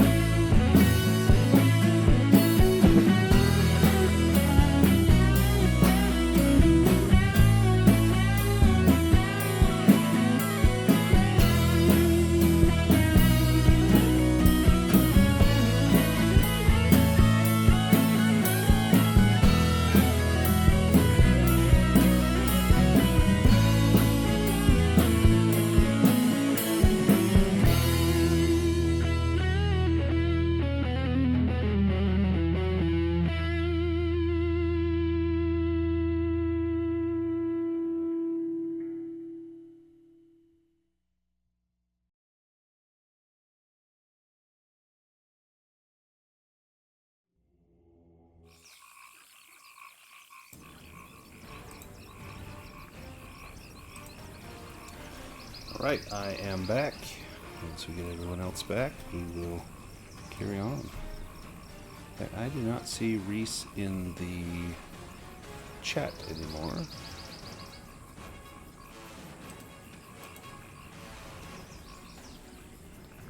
And he's not on Foundry. Come back, Reese. And he's offline. Well, we'll give him a minute. Hopefully he makes it back. Maybe he is doing some LARPing of the diseased beaver that he ate. Maybe he's needs a longer break than I gave him.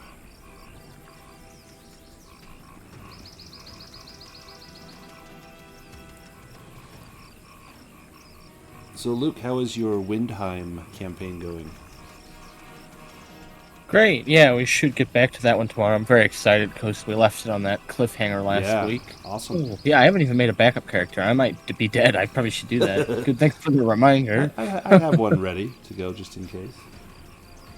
Yeah. You're yeah, doing. I'd love to. Is it the Horn of the Dawn? Is that what you're doing, or have you done a couple like one shots, kind of leading into it? Yeah. Nice. The first 2 sessions, I think, were just one shots in the universe, which I'm sure are part of it because I've heard they've done a couple of those. Yeah. Yep. There's a couple really good looking ones. We're in it properly now. Excellent. But I can't tell what's part of it and what's not. Like, we're at the starting, like, area that you travel to, but then, you know, there's a side thing you go do, and I don't know. And he adds his own stuff, so, you know, I don't really know, but it's been super fun. Oh, very cool. Well, I see Reese is back online. Hopefully we'll get him back in the chat. Mark, are you back with us? Agatha's back. Agatha's back. Excellent.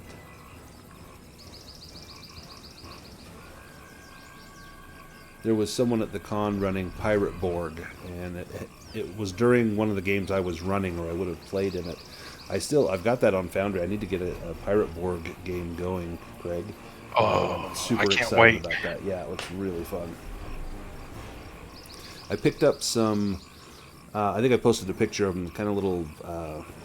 He calls them interludes. Basically, they would be one-shots you could throw into a campaign, and they're really well done. They're for 5th edition, but it's easy enough to reskin that for Dragonbane. But there's 2 that one is kind of the follow-up to the other one, and they take place like in a coastal town, and I would love to do like a Mariner sort of little mini campaign, you know, sailing on the seas and all the things you encounter, pirates and, you know, coastal plunder and all that. And so I may either throw them together as a one-shot, or I may do like a little mini campaign with Dragonbane where, you know, we're crewing a ship sailing up and down the coast. So I think that would be. I absolutely love the new trend of like trifold adventures. It's just a pamphlet. So those are awesome. That's like how Mothership is. Most of the adventures are a single sheet front and back, and you get like 4 hours out of a single page. It's fantastic. Yeah. Hopefully we get Reese back in chat. Well, if you have Mariner Adventures, that could be a good lead-in for the new adventure book.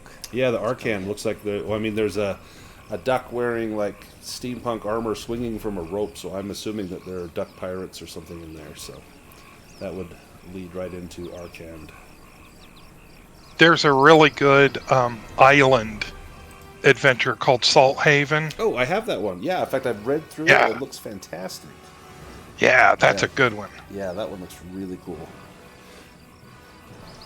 In fact, it comes with some awesome digital maps that you could use in Foundry. In fact, they're animated, so it has like shimmering water and stuff. It's really cool looking. Ooh. Well, I see Reese in Foundry.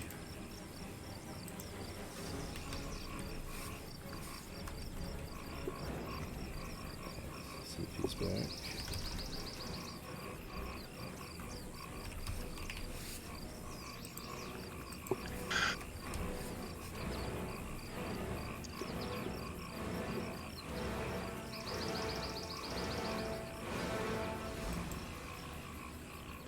We should have time to finish the Tower of Sigh tonight. It's pretty short. It's not a lengthy thing. The real adventure is getting to the tower, and then a few things that you do there, but it's mostly just trekking through the swamp is like the real danger, as we just saw. Those trolls would have kicked our asses too, so I'm glad that we didn't fight them. Oh, good. Like that. That was Yeah. those that were in the Creeping Darkness campaign. We kind of like, do we want to have a little random encounter before we, go hit these mines? Yeah, sure. And like, ended up killing one of the characters. I'm like, oh crap. It was some orcs, but they had a couple of trolls with them, and that was tough.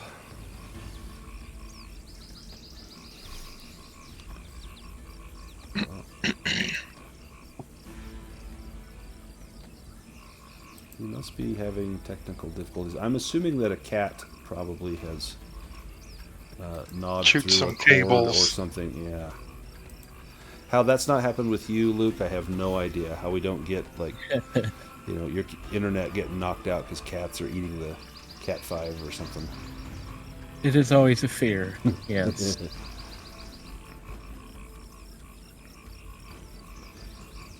Well, shoot, I don't want to start without Reese. I'm sure he's efforting. Let's just jump back to our map here.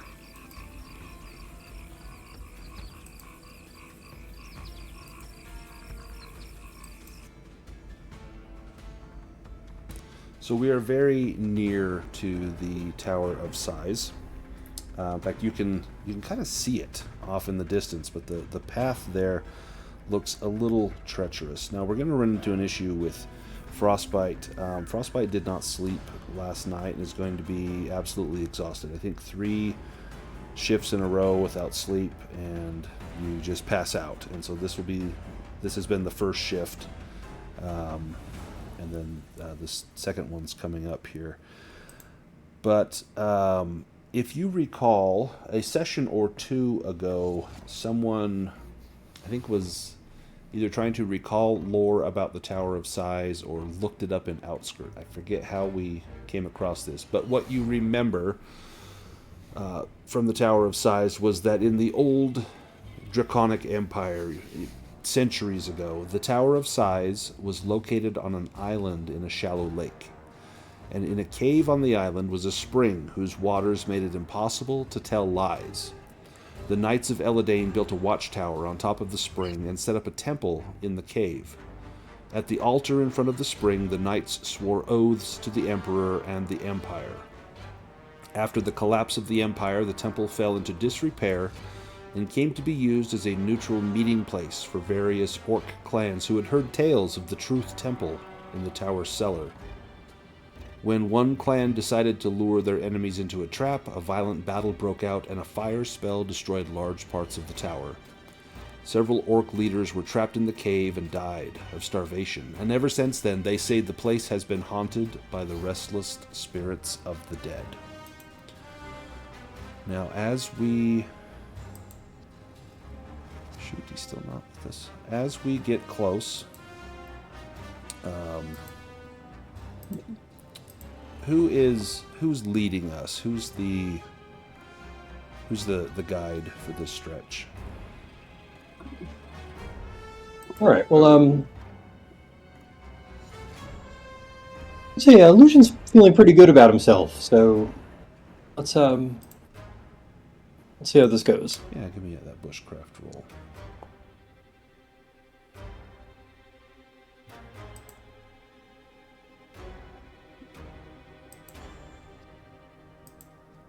Nice.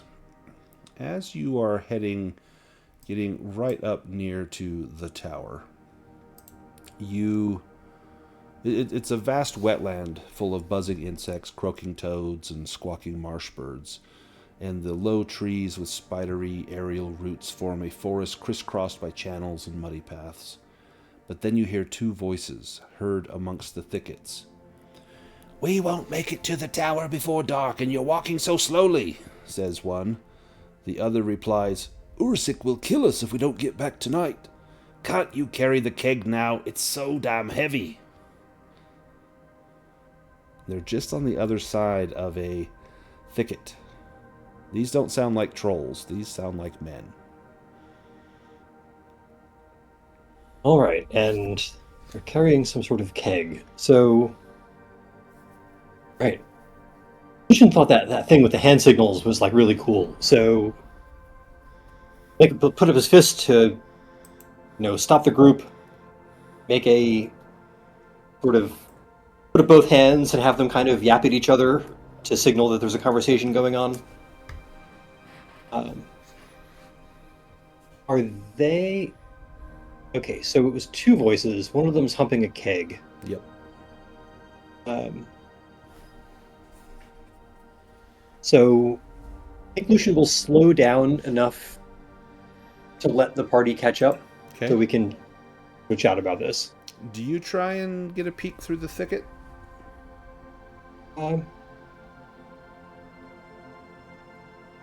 Yeah, I mean, if it's viable to we get a peep through. Go ahead and give me a spot hidden roll.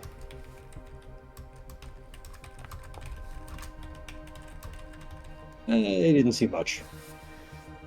Well, you see two figures, but you don't hear much more of their conversation, and this is what they look like.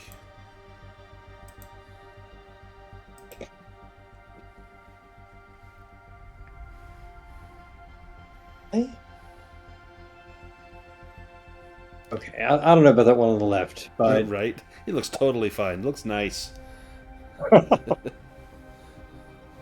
okay, but not maybe menacing, but not dangerous. The others begin to approach. If you want to get up there to where Lucien is kind of making these signals and gestures, it'll take a sneaking roll. Otherwise, you may alert them if you fail. Anyone want to get up there by Lucien? Sure. Not a great sneaker, but Hey, what are you looking at? we're right over here. Start playing the bagpipes.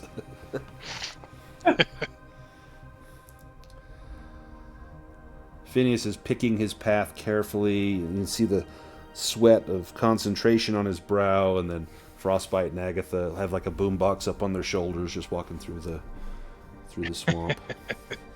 Well, I should have made big shushing signals. Is that what that meant? I thought it was squishing boots. The two fellows hear the approach, and they whirl around, and they drop what they're carrying. It looks like they're carrying food, a sack full of apples. In fact, one of them has his helm is full of bread and vegetables, and they've got a smoked ham in the bag and a little keg of ale. They drop all these things, and they're fumbling around looking for some sort of knife or club or something on their person, and they can't find it. Like, oh, where is that? But they're clearly nonplussed at seeing adventurers approaching. Oh, sir, please, we're just hungry. We won't bother you none, please. How many of there are you? Okay, Lucien will sort of tilt his head at that. Just going to leave that question aside. Lucien will put up one hand with the other hand on his on the hilt of the scimitar, trying to look a little dangerous. Friends, we're travelers. We mean no harm. Welcome. Let's sit and talk for a moment. The two of you and my heavily armed and dangerous friends. Let's talk. Dangerous, you say? Heavily armed? And they begin to scratch their chins and look at each other, kind of nodding. Oh, well, why didn't you say so? Rilke and Feder, that's our names. Say, you wouldn't be looking for work, would you?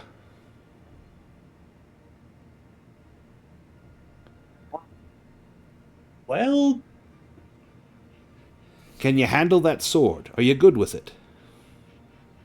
A person looking for work doesn't generally wander aimlessly around the haunted marshes, but... Oh, you must not have heard about these marshes, then. Ain't you heard about the treasure hidden down below? In them cellars, that's where it is. That's what says Ursik One Ear. She's our leader. Ursic, the name sounds familiar. You can give me a roll to see if you remember hearing Ursic. Yeah. I don't know if the name actually sounds familiar. Yeah, but... you can give me a Myths and Legends roll. Ooh, it's a myths and legends kind of thing.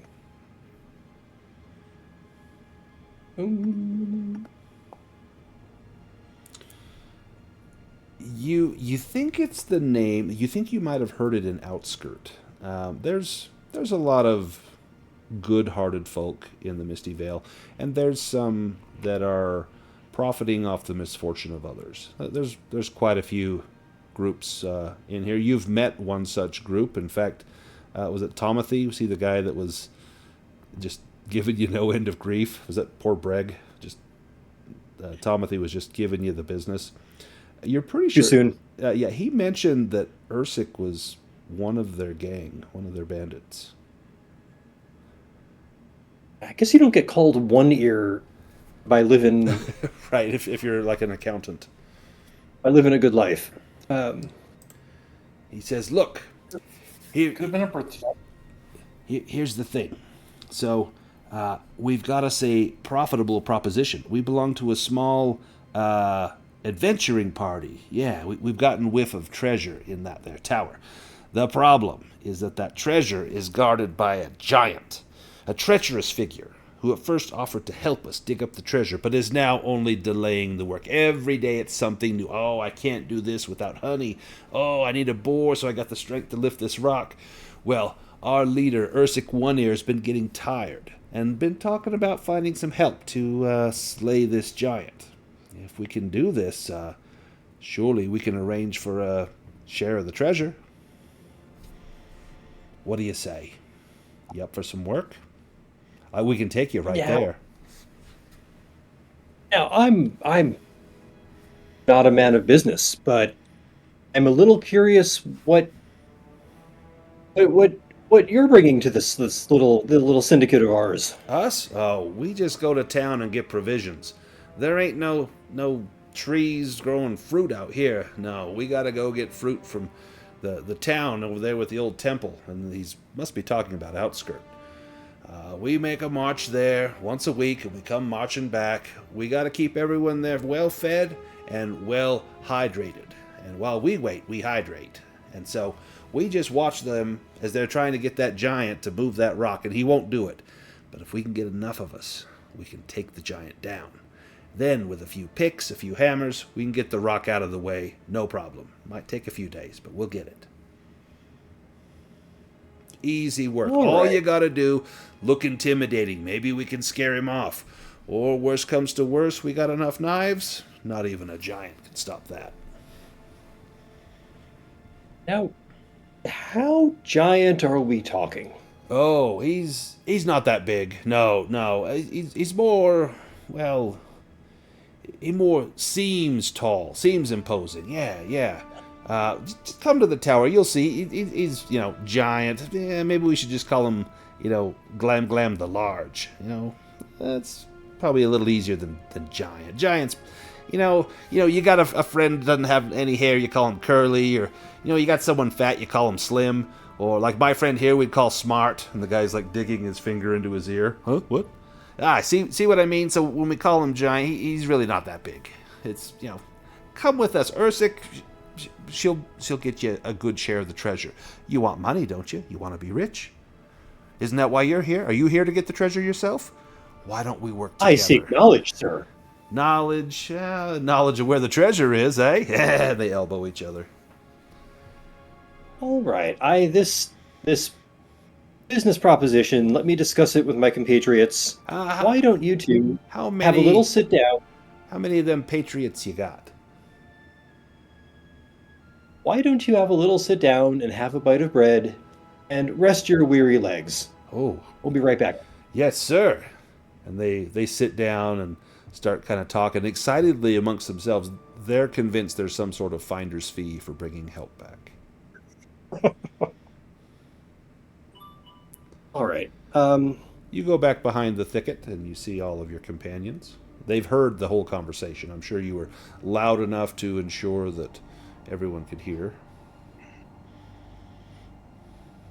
All right. Can someone post up and keep an eye on these two rascals while we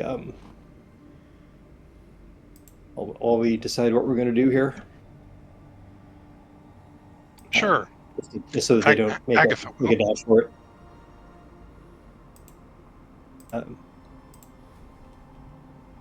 right. So just between us all, doesn't sound like a terrible business proposition.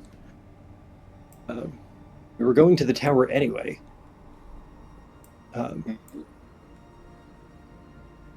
But it doesn't seem sporting to just murder them. I don't think Agatha or Orla One Ear is going to care whether it's sporting to just murder us if they've got the numbers though. Where's that?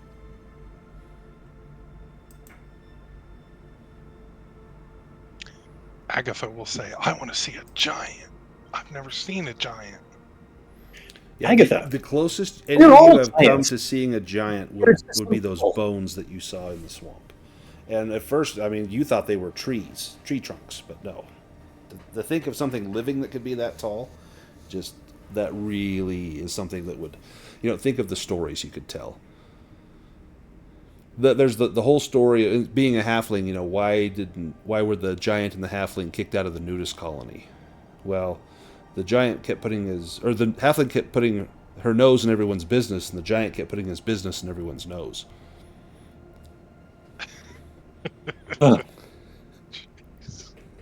Why did the duck cross the road?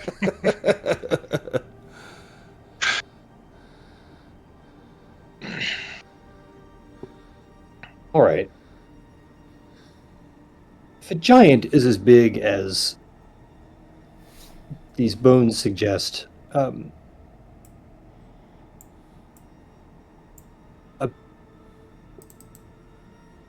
into fight or intimidate like these fools are suggesting does not, unless you say some sort of mini giant. Never heard of such a thing.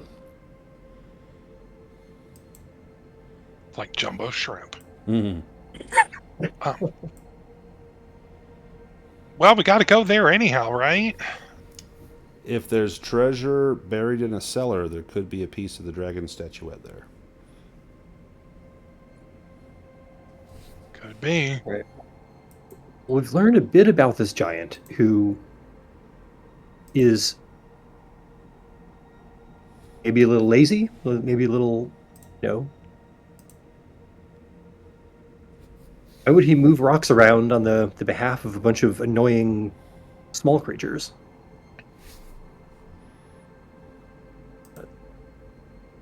Seems like he's just manipulating the situation for snacks.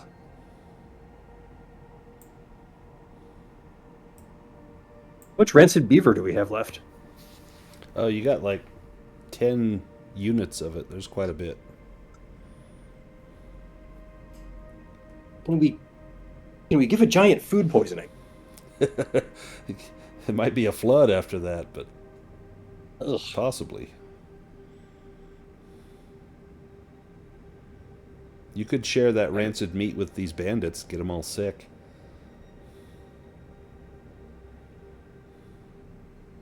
Well, that's an idea.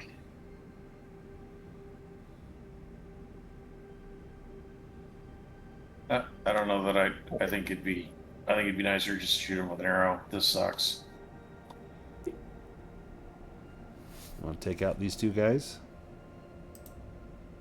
No, then giving them food poisoning. As Frostbyte's hurting from it.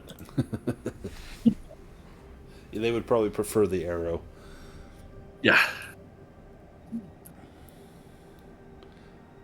Friends, have you come to a decision?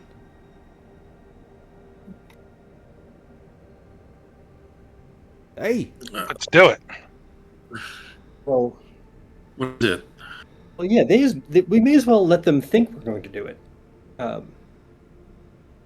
So if we turn up and there's a crowd of bandits in addition to a giant, that seems like it'll complicate matters.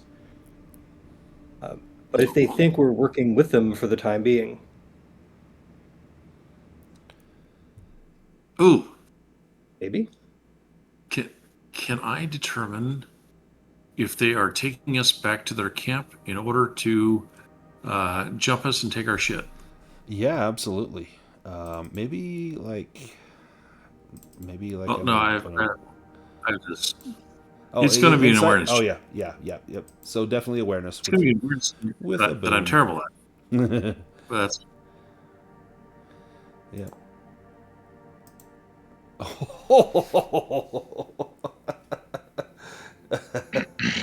Okay, these guys, they're too stupid to come up with some sort of scheme. The bandits send their dumbest and most or least capable to go and get food and bring it back. These guys couldn't come up with something devious if they tried. What they're telling you is 100% true. You're convinced. There's no way these guys could deceive you. No way they could scheme you. You could go up and look at them and just, are you telling the truth? Oh yeah, and you would see no guile in their eyes. All right, let's go. Let's go set up a link up between their gang and ours, I guess. Now the only question Correct. might be our knight. How would a knight feel about throwing in his lot with some bandits?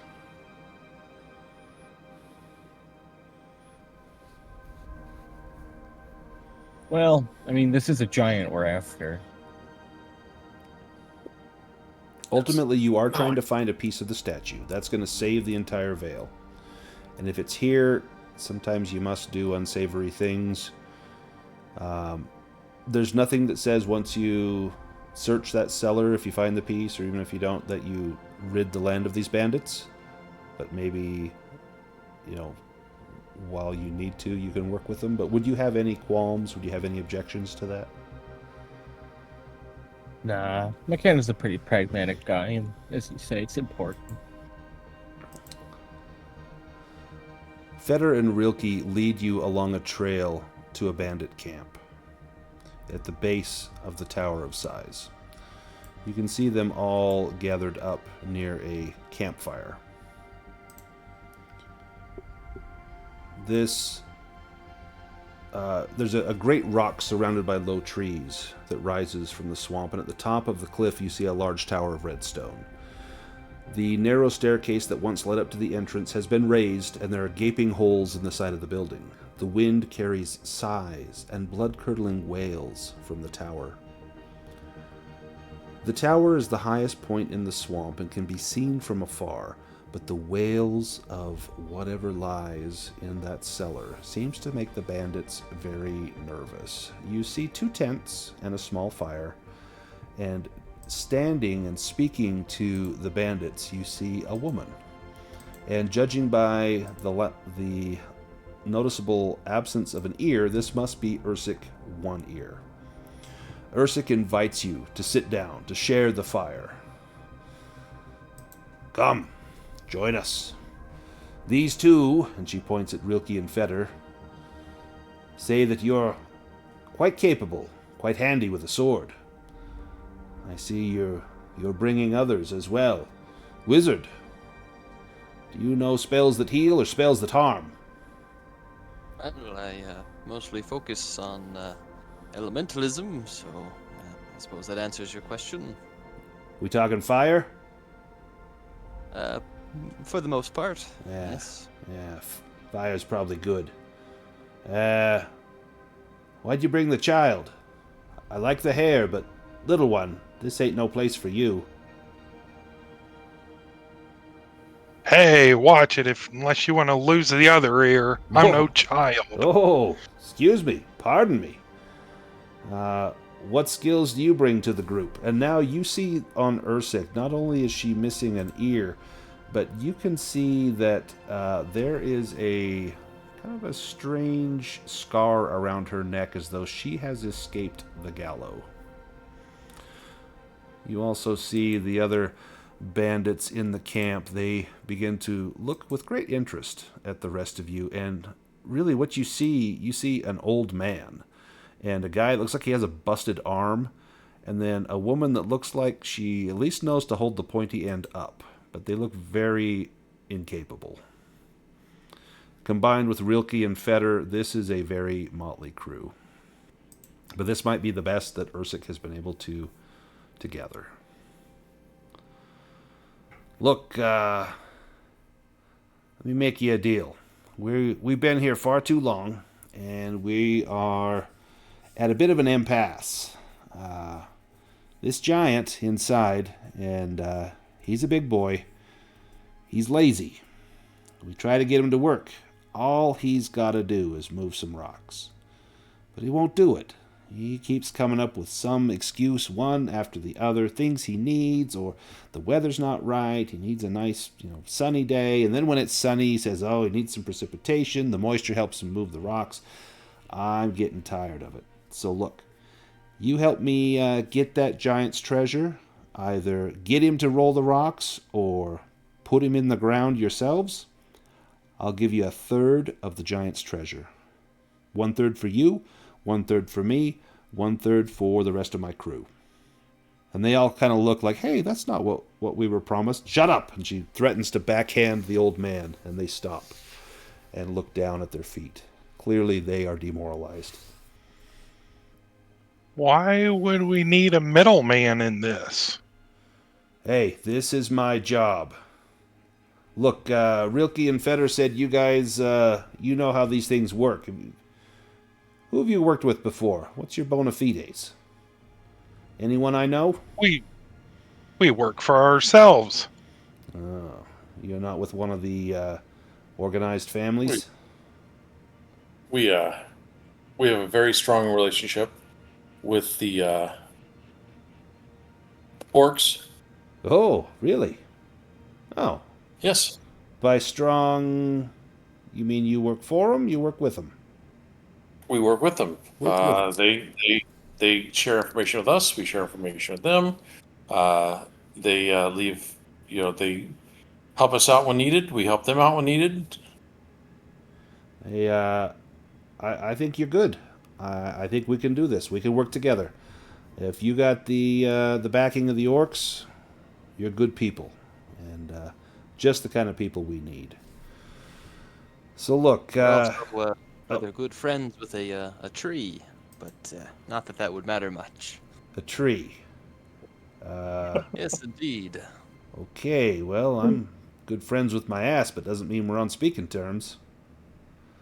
Look, this tower must once have been a mighty fortress. As you can see, it's 4 stories high, built of red stone.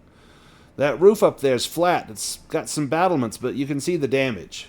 The one wall is wide open and blackened with soot. There's stones all over the ground as if a huge fireball once blew right through there, and she turns and looks at Phineas and kind of chuckles to herself.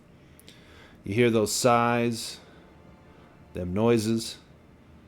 Makes your blood run cold the closer you get. It's said that down in the cellar is all them what died here when this tower burnt down. That's why we want Glam Glam to open that. I don't know what's coming out of there, but let him deal with it, and then we'll take the treasure. He's in there sleeping right now. All that guy does is sleep. Look, you go in, you poke him, you get him working. We can do business. Drink on it? And she opens up the cask and pours out a couple of mugs of ale and passes them around. She waters down a few and gives those to her crew, who look at almost a little bit of disgust at the rest of you, that you're getting, the strong stuff and they're getting it watered down. But they're too wise to know to speak up. So, I think we should probably start in the morning, though, don't you? Yeah, I suppose. Sleep here, get some good rest. He ain't doing nothing now. We've tried to wake him up. The only thing we ain't tried yet's lighting a fire under him, but that may be what we do tomorrow. We do have some beaver meat you can have. Hey, beaver meat? Where'd you come across this? a beaver wanted it, but we said no. Oh, well, let me see this meat. Do you, you've also got the big pelt with you. Do you show off the pelt to show that it is beaver? Mm-hmm. They look with amazement at this thing. Give us that meat. These two lunkheads here, all they brought back was fruit and bread. We're all going to have the shits. We need some protein. That's what we need. Look, bring it here. Share it in the cook fire. And she grabs a piece of that beaver and she holds it up and gives it a whiff. And she smells. Let me make a roll here.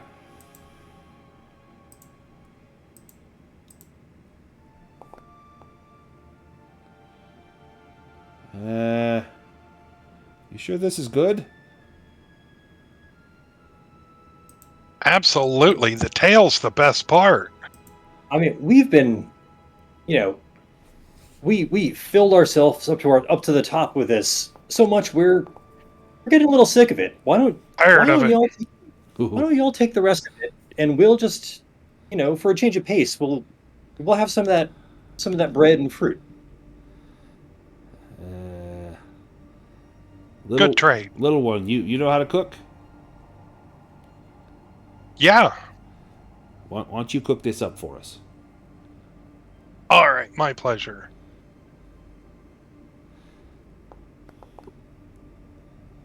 All right. Ta-da! You prepare the tainted meat. This thing has been cooked, left out in the sun for a day, drugged through the swamp. It's full of parasites. I'm going to serve it on the tail. Use the tail as like a platter. Nice. They just dig into it. They tear in. That old guy doesn't have any teeth, and so the woman chews up a wad of meat and then spits this little bit of like pink paste into her hand and gives it to him, and he pops it in his mouth and swallows it. And oh, God. It's just revolting watching this go on. But this is how the old guy eats the meat without his teeth. And our mallard friend can show you how to baby bird that stuff to him. Do you want to demonstrate how she can go and just Ralph it into his mouth? Do you put a piece in your mouth, Makander? I'm going to assume that's a no.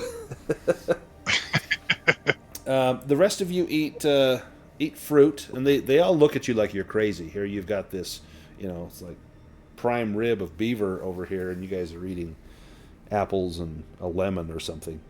But they wolf it down. Let me give them a, let's see, the disease, the tapeworms, get a 5.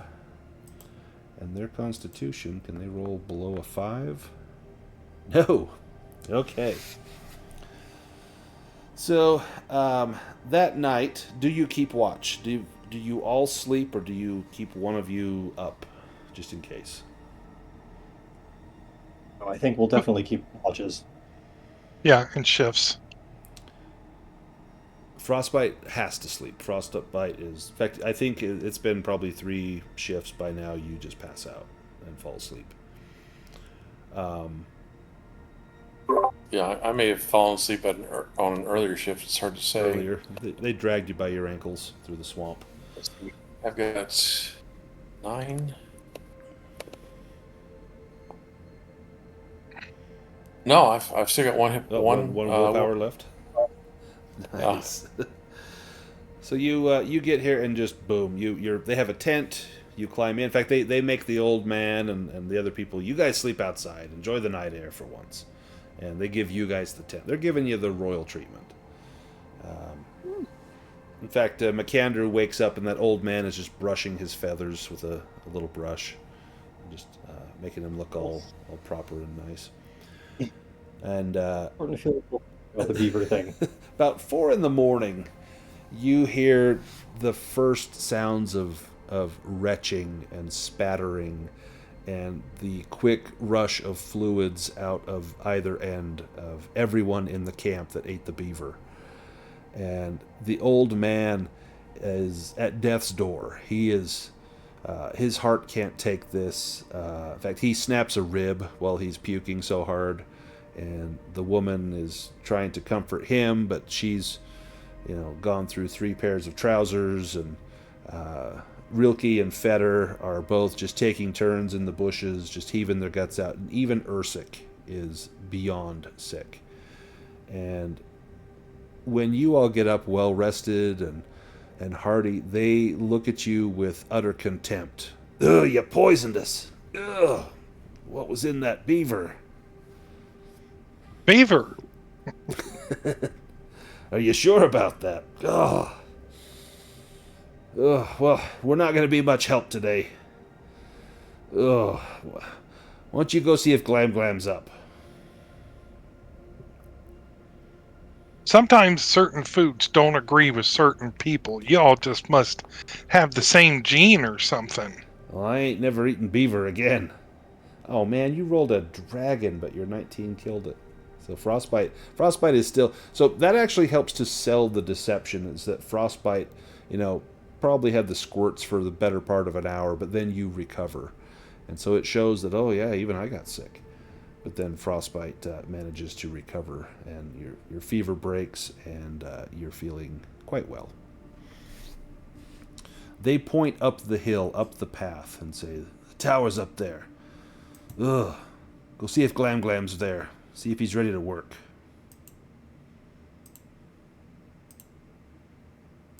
Alrighty. Now, Agatha, you're probably the most excited to see this giant. Are you the first Johnny on the spot? I can't wait. Come on, guys, let's go. If there is a giant in there, perhaps it would be wise to let the Sir Duck be the first to approach. Good thinking.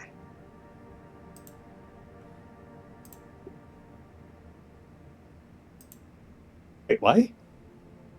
Well, we are talking to him, so maybe some persuasion would work. I'm pretty good with that. As you get close, right there, Makander, you hear the soft sighs coming from the building, and it's going to take a willpower roll to get any closer.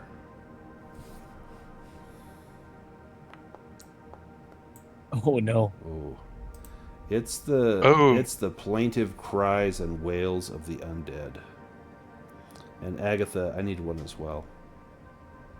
It's true. Size matters. Agatha can take a look. Can Phineas pass his will roll? Yes. She'll knock on the side of the building and make some noise. You see a massive being. This is the largest being you've ever seen. Truly, the tales do not belie the fact of just how huge this being is. And Glam is enormous. But you see that he is sitting there with a look on his face of almost depression. He looks forlorn and sad, and he sees you, Agatha, and for a moment he lights up and he smiles. Hey, he booms out. She said we need FEMA here. You're little. You're wee. I'm tiny. I'm tiny compared to you. You're huge. Look at you. Who put you in the hot sun and made you shrink? I'm actually a little large for my size. No. Here. I'm a halfling. Come, step on my hand. And he holds his flat hand out. It's about the size of a bed. You step onto the hand and he lifts you all the way up, right up to his eye. And his eye is just, it's huge. In fact, you could probably climb up his nose as he brings you up, and he just looks, you see this great eyeball, and it's bloodshot. He looks old. He looks weary. He looks sad. You're the best thing I've seen all day. Don't tell Why me. are you sad? Well, wouldn't you be sad if you lived here and the bandits came and tried to make you work? Say, you're not with them, are you? No. You don't look like the type. No, I know their smell. It's been foul Oh, you this wouldn't. morning. Oh, you would It know their doesn't- smell now. We gave him bad beaver meat. Oh, I had a beaver once. It was delicious. You probably made the mistake of cooking it. Eating it raw. Yep. That's the way. It gets stuck in your teeth, though. This lot here, they wants me to move these rocks, and I won't do it.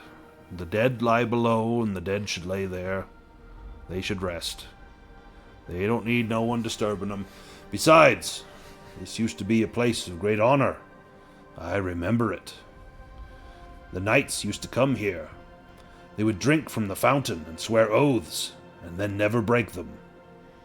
These bandits, they never make an oath that they don't break. But you, I bet you would be like one of the knights, wouldn't you? We actually have a knight with us, and we came to drink of that fountain. Show me. Is he one of them? One of the dragon knights? Well, I think he got a little scared from the noise. I think he might have run. And Glam begins to stand.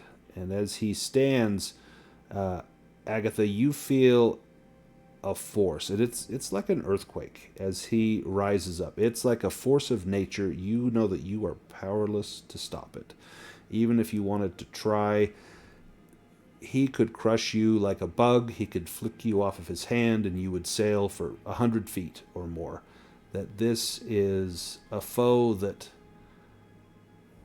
It would be like destroying the ancient tree. It would be like destroying a mountain or something beautiful, that he is meant to be here. But as he rises up, he begins to step out of the tower. And he comes out and takes a few steps out, and he kind of squints his eyes at the sun. Oh, it's bright. I'm not a fan of the sun. I've been in here for far, far too long. Look, all I want to do is live. I don't want to go out there in that swamp. I got caught here one time, and I've never left. This was a nice, safe place. It's a bit noisy, but it's safe. But now, with bandits and their lot around, I don't think I can do more killing. I've done too much in my life. Where's your brave knight? Come forward, knight. Don't tell me he's afraid. I'll whistle for Makander.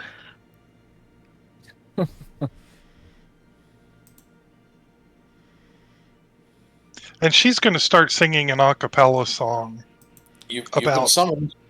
about valor and honor and telling the truth and oath keeping as kind of an explanation of why they've come. You see tears welling in his eyes, and you think for a moment, one of those tears, if it landed on you, would drench you to the bone.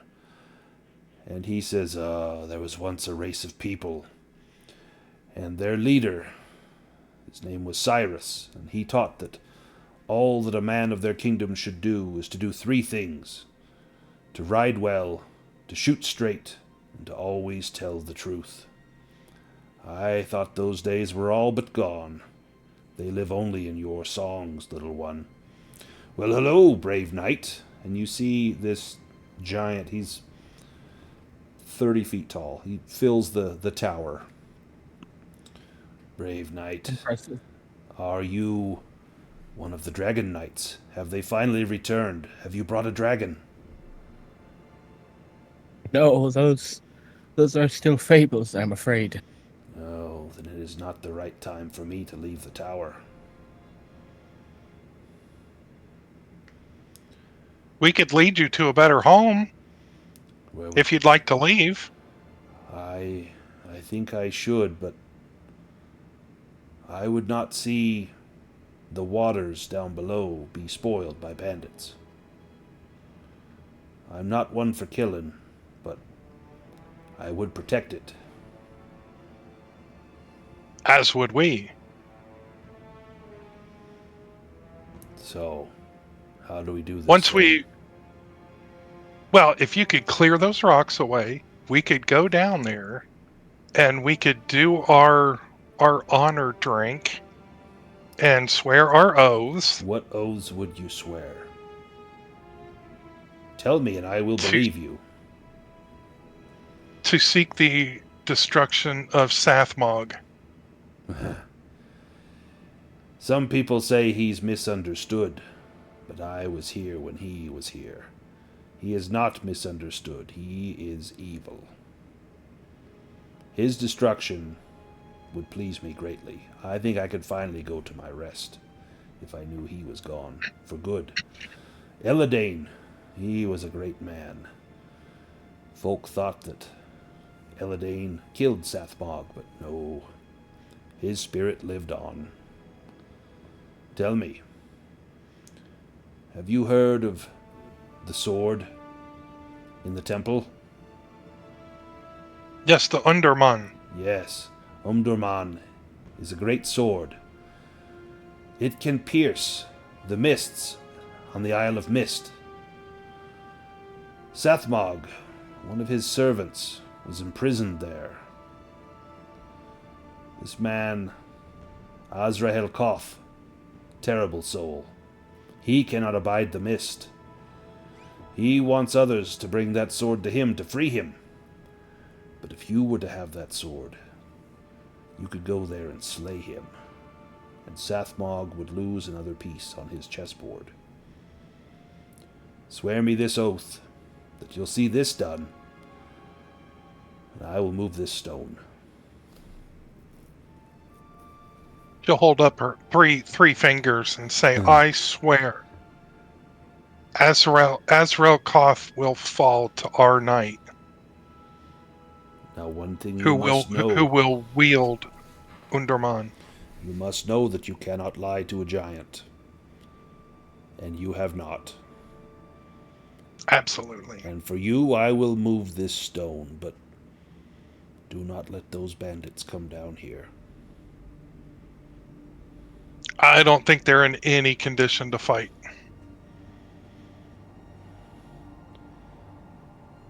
Once you make these oaths, you cannot break them, under penalty of damnation. Do you understand? Absolutely. One more thing. When you get the sword, you can't just pick it up. You must perform the ritual first. Everything you need will be with the sword. You must say the words, drink from the goblet, and then take the sword.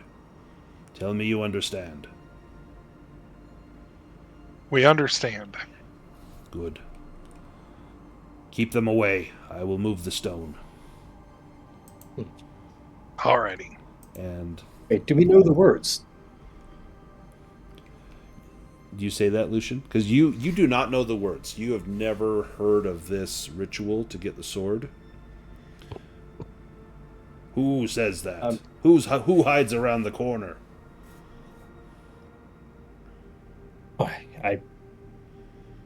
Lucien will peek himself out and make a brief bow. Introduce himself. I am Lucien. I'm a student of ancient lore and ally and friend of our knight. I will seek to aid them in their work and wish to know more about the ritual. This is wisdom that has not penetrated to my homeland. There are words that you must say. You must say the words. Drink from the goblet, lest you unleash a terrible destructive force. The words are written in a book. I'll not speak them aloud here. I heard them in my youth. I hope to hear them again soon, spoken by you, Sir Duck. But you'll find them in the book with the sword. Ah, Now, let me move this stone. Keep those bandits away. Glam Glam reaches down and with one hand he moves the boulder. You know that if you were to work at this with picks and chisels and sledgehammers, it would take you about a day to bash through this, but in a few seconds he pulls it down, or pulls it to the side. Once the last stone is rolled aside, all of the sighs stop. Everything turns still and silent. Far off in the distance, you hear an owl hooting, and a translucent figure steps into the light. As you watch on with amazement, this figure is a spirit. And the spirit steps out into the light and bows before Glam Glam, and then vanishes into an ethereal mist that then floats out over the haunted marsh. There are many steps leading down, and I'm going to gather you up so I can just drag you all over to the staircase. Let me drag you here. Look what you did, Glam Glam. You broke the curse. I did it. You're a hero. Oops, let me move you one over. And let's get a little light going in here so you can see. You guys see in that room? Yeah. Okay, perfect. The staircase opens into a square room. The bare rock walls were once covered with tapestries, but now only threads and dust remains. Against a wall stands an object that has inexplicably withstood the ravages of time. A war banner depicting a grinning wolf mounted on a pole of patinated bronze. You recall that Maladuk, the orc chieftain, had banners similar to this, but this looks incredibly ornate.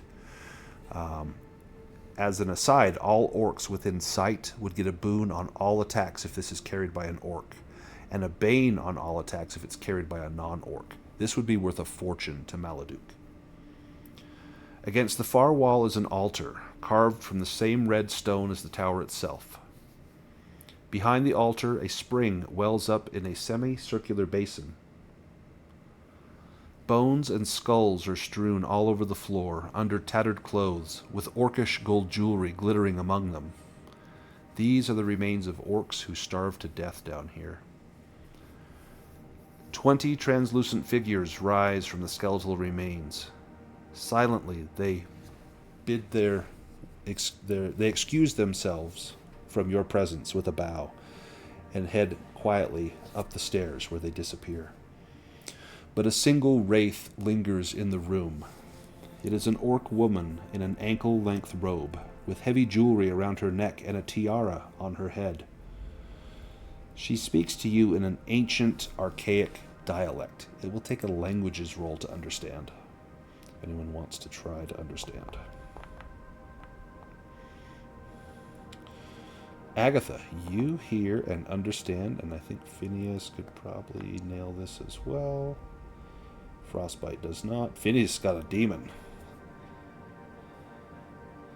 So, Agatha, you're the only one that understands what this woman says. I am Aka Bonebreaker of Clan Takruk. In gratitude for freeing us, I give you 2 gifts.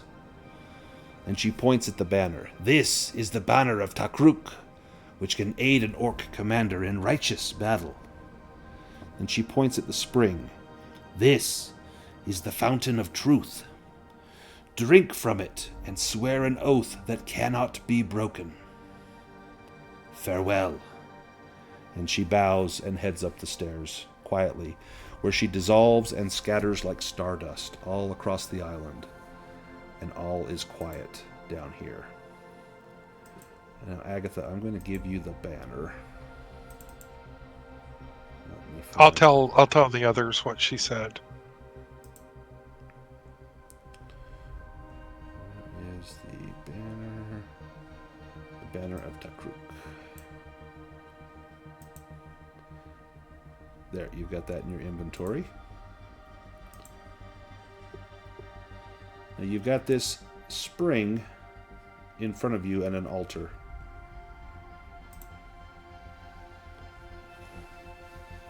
Anything on the altar? No. But there are, scattered amongst the bodies here, there are a few weapons here and there. Scratch the poison dagger. There would not be anything harmful in here. And then you find a weapon. Where is it?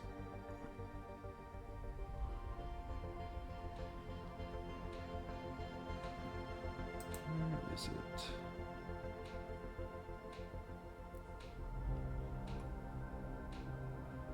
Oh, no, it's not in here.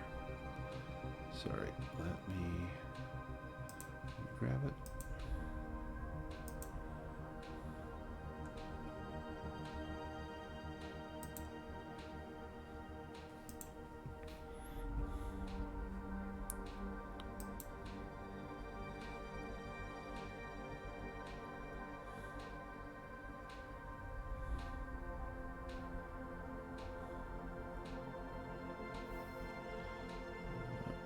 I thought I had it here. Let me find it in the compendium.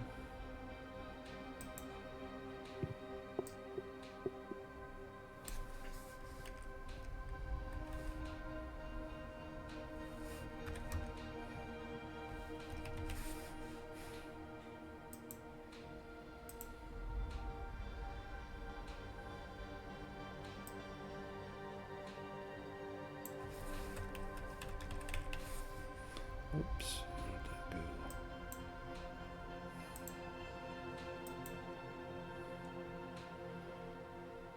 Sorry, 1 second.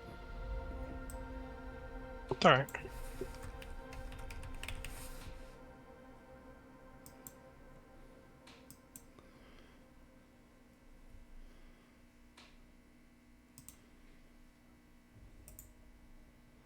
Alright, and I will put this in...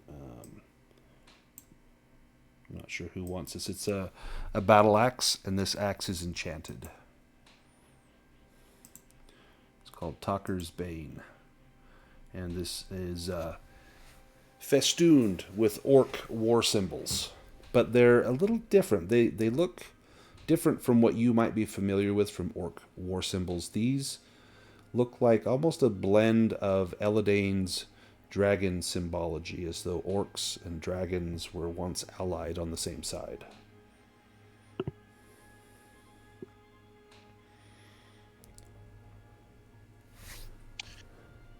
Agatha is not a battle axe type.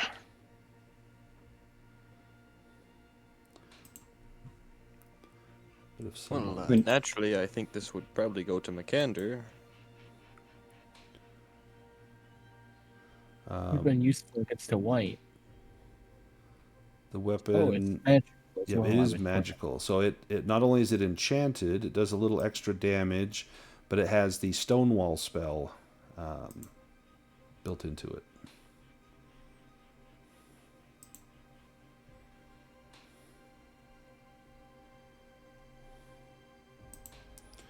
If anyone wants that.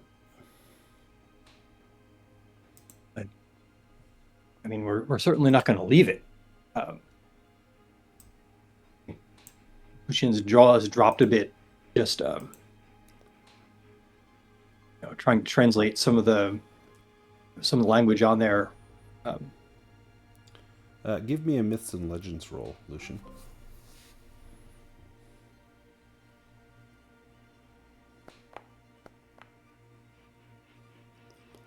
There is almost no record of orcs being allied with dragons or orcs I mean, some orcs chose the side of good. They're not inherently evil, but it just seems like most of the stories of orcs that they're an evil race. And you've been allied with Maladuke, kind of to each other's mutual gain. But it looks as though once orcs were on the side of Eladane, and they came here and swore unbreakable oaths. And this is a great find for you. Yeah, this is information of incredible importance. I finally finished my dissertation. If no one can use this particularly,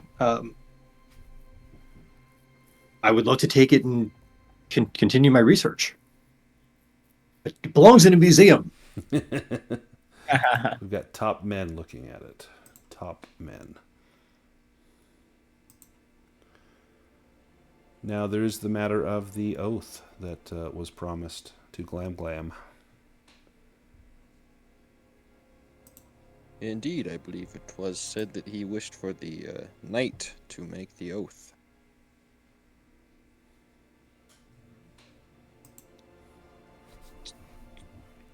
Agatha did say she would. So there is a small silver horn. You could take the horn. It's worth some money, but that might be frowned upon. It's a religious item that you can scoop up some water with, and then you speak your oath and drink the water. Does Agatha swear an oath? She'll do it. Is that Frostbyte woofing?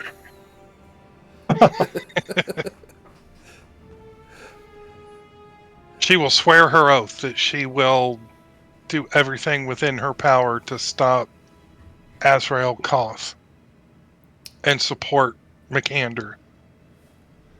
And then you drink the water, and you feel a chill run down your mouth, down your throat, and then when it reaches your stomach, you feel a warmth that flows through you, and you feel emboldened and empowered. You also know that much of your life is spent making mirth and doing things that are jovial and fun, but you get the sense that this was very serious, something very serious that you just took part in. Does anyone else swear an oath? Yeah, it's of course the same oath, naturally, to destroy Azrael Koth and oppose Sathmog. All right. You drink down the water, the same experience. Lucien is not going to leave here and explain to a giant that he did not take the oath. Right. So Lucien will participate as well.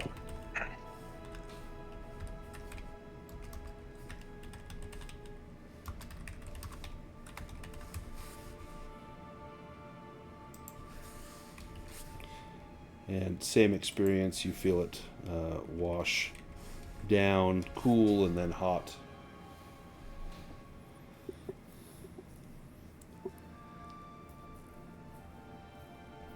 Does Frostbyte or Phineas swear an oath? Yep. Frostbyte says, ditto. Ditto? Yeah. You provincial putz. And then I'll take the I'll take the I guess the 210 copper coins, okay, and put them on the altar and place the gemstone at the top of them and leave that there. Oh, nice. So it looks like you left an offering. No, I'm just cleaning up their offerings. I'm not claiming that I did anything to it. The playing cards are not ordinary playing cards. These look to be filled with religious icons. What that someone might have used for gambling. You're like, oh no, this is something else. This is religious. This is important. The sling, likewise, it's a ceremonial sling, and the parrying dagger. This, you couldn't. It's not even sharp. This is probably a ceremonial dagger as well.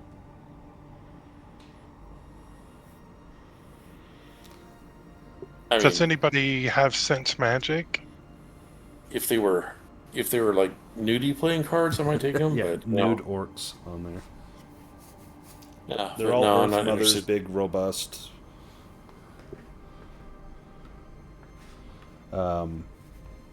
Did Phineas make an oath? No, not yet, but he definitely will. And what is your oath?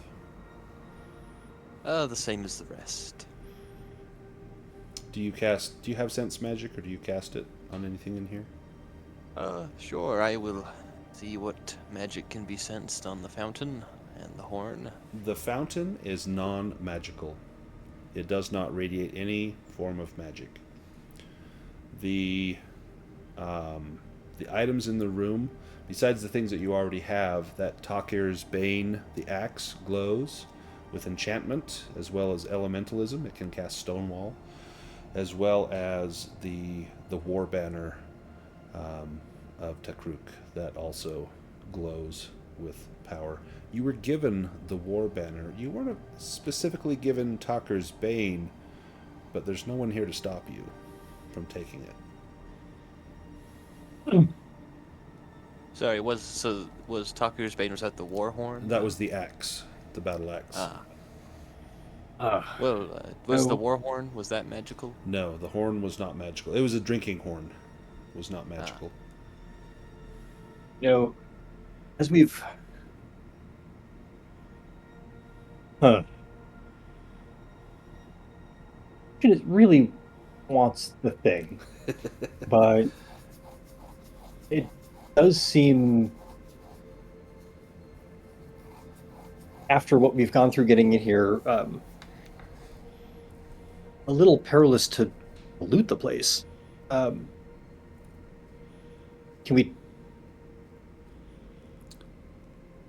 The fact that no one can use the damn thing anyway. Lucien will regretfully, I think, leave the axe, but he has like a book available for journaling in. Mm-hmm. So he will do his best to record all of the text and symbology on the axe. You get a really good depiction of the axe, as well as the banner, and maybe the altar and the things that you've seen in this room. You probably do a sketch of that Aka Bonebreaker, that spirit that appeared to Agatha and spoke. And you feel like you've got some good information here. Now, you were given the war banner. You're free to take that out. In fact, you can take anything out that you want, but you were only given the war banner. There's a way you could take the axe out, but I'll let you come up with that if you want to take it. Otherwise, you're welcome to leave it.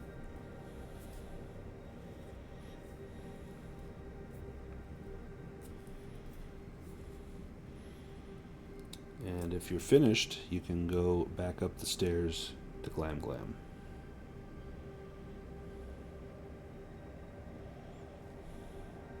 Really, the problem is that Lucien's feeling a little guilty about the beaver thing. I was hoping we'd have something to sort of leave these folks with as their share, so that we don't, I guess, also make we're leaving make them enemies. We're leaving them 210 pieces of copper and 52 cards. I mean, that's Plus way jokers. more than 2/3. Yeah, that's way more than 2/3. Yeah, you only took one thing. Yeah, just a beat up old piece of cloth. Let me I mean, who would even want this trash? And an axe. I decided to leave the axe, in the interest of not having to explain it to the giant. As you come up the stairs, Glam Glam is waiting, and he looks at each of you in turn. I see you took an oath. You cannot break this oath. Your soul would be imperiled if you did so. I also see that you received a gift. Aka would want you to have that. You will know what to do with it. or we give it to Yep. Maladuk? I do not know this Maladuk. Or good guy, Good guy? Guile. Yeah, If very you, trustworthy. if you trust him, I trust you. May it serve him well as it served Akka in times past. Now, Why didn't we take the axe?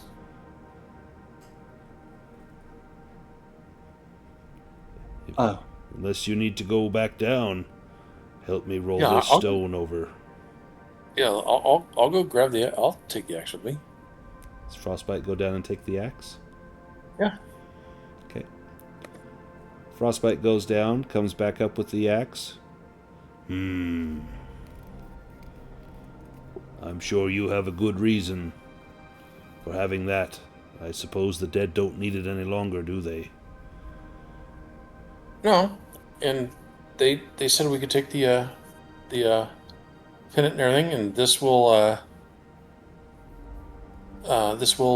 help the orcs in their cause as well. I mean, it had to have sucked getting caught down there and starving to death. Yeah. I feel like I'm caught here in this tower, too. I don't starve Well, because those bandits feed me. But We did tell you that we know a place that recently became unoccupied. The walls have kind of crumbled down, but there's a tree that grows golden apples and a nice spirit, a nice nature spirit that lives there that tends the tree.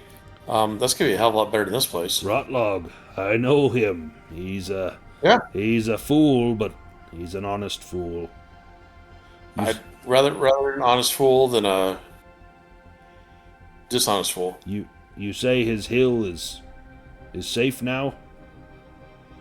Yeah, there were some people that were tarnishing the name of the Dragon Knights, but our good Sir Duck here took care of them. Thank you, good Sir Duck. I sense loss among you. There have been many that have fallen on your path. May you all see this path through to the end, for the end is very near, I sense. Tell me, what do you need yet to find the sword, Umdurman? Well, we know where it's at. It's in that crypt. Yes. And I'll show the 3 pieces of the statue. We just need a little head. I think I know where you might find that. There are 2 places it could be. There is one to the south in the mountains, the Deadeye Cave. It could well be there, but be careful. That place is very dangerous. Deadeye's Cave, or there is a village to the north of here. Something happened there once. I do not know what it was. Let me take us to the map, and I'll show you where it is. I do not know what it was, but I sense that there has been a great disturbance there. The village of the day before. One of those 2 places will have the peace you seek.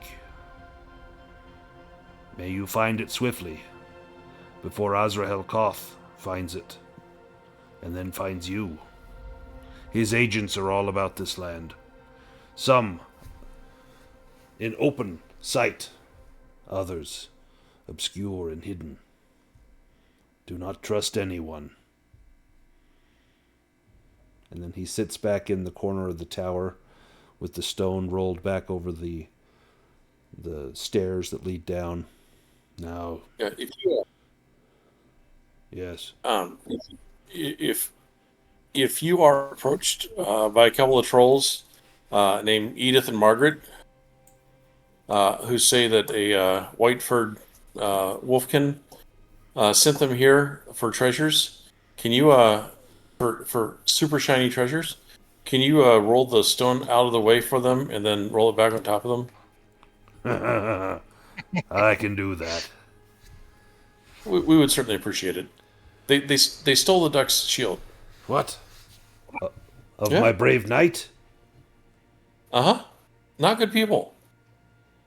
Go get that shield back. What do you need to get it back? What will they take? They like shiny stuff, so we'll tell them about the shiny stuff that is down there that they really have no use for, but it's shiny. There's something better. And he points up towards the top of the tower. The bandits, they keep their stash up there. Take what they have. Sell that to the trolls. Get your shield back, brave knight. I like you better and better, Glam. Yeah. Here, Sir Knight, hop onto my hand. I'll take you up there myself. Oh, generous. You step onto his palm. He rises up like an elevator, slowly ascending you up to the top floor. When you get up there, you see their stash. There's a little rope ladder that hangs down. That Glam, he would stand up and pull the rope ladder down so they could climb up. He doesn't lift them up with his hand. He makes them climb. But he raises you up there. And besides the rope ladder, you see there are a few chests. And the chests contain some copper, some silver, a gold necklace. There is a rusty nail, but he warns you don't step on that nail. And a gold amulet. Give those things to the trolls. Tell them to be happy with what they have, and to give back what belongs to you. If they don't listen, kill them. Well, that's easier said than done. Kind giant, could you offer my companions and I a ride out of the swamp? Perhaps you could carry us in your hand. For surely those bandits could not get through that rock in the time it would take you to maneuver through this swamp, for I'm sure your strides are great. I will take you under cover of nightfall. The sun burns too bright for my poor old eyes. Tonight, I will take you wherever you wish to go, north, east, south, or west. This is very generous of you. Thank you. Yes. Oh, well then we have to go find those trolls and come back. I will take you to the trolls.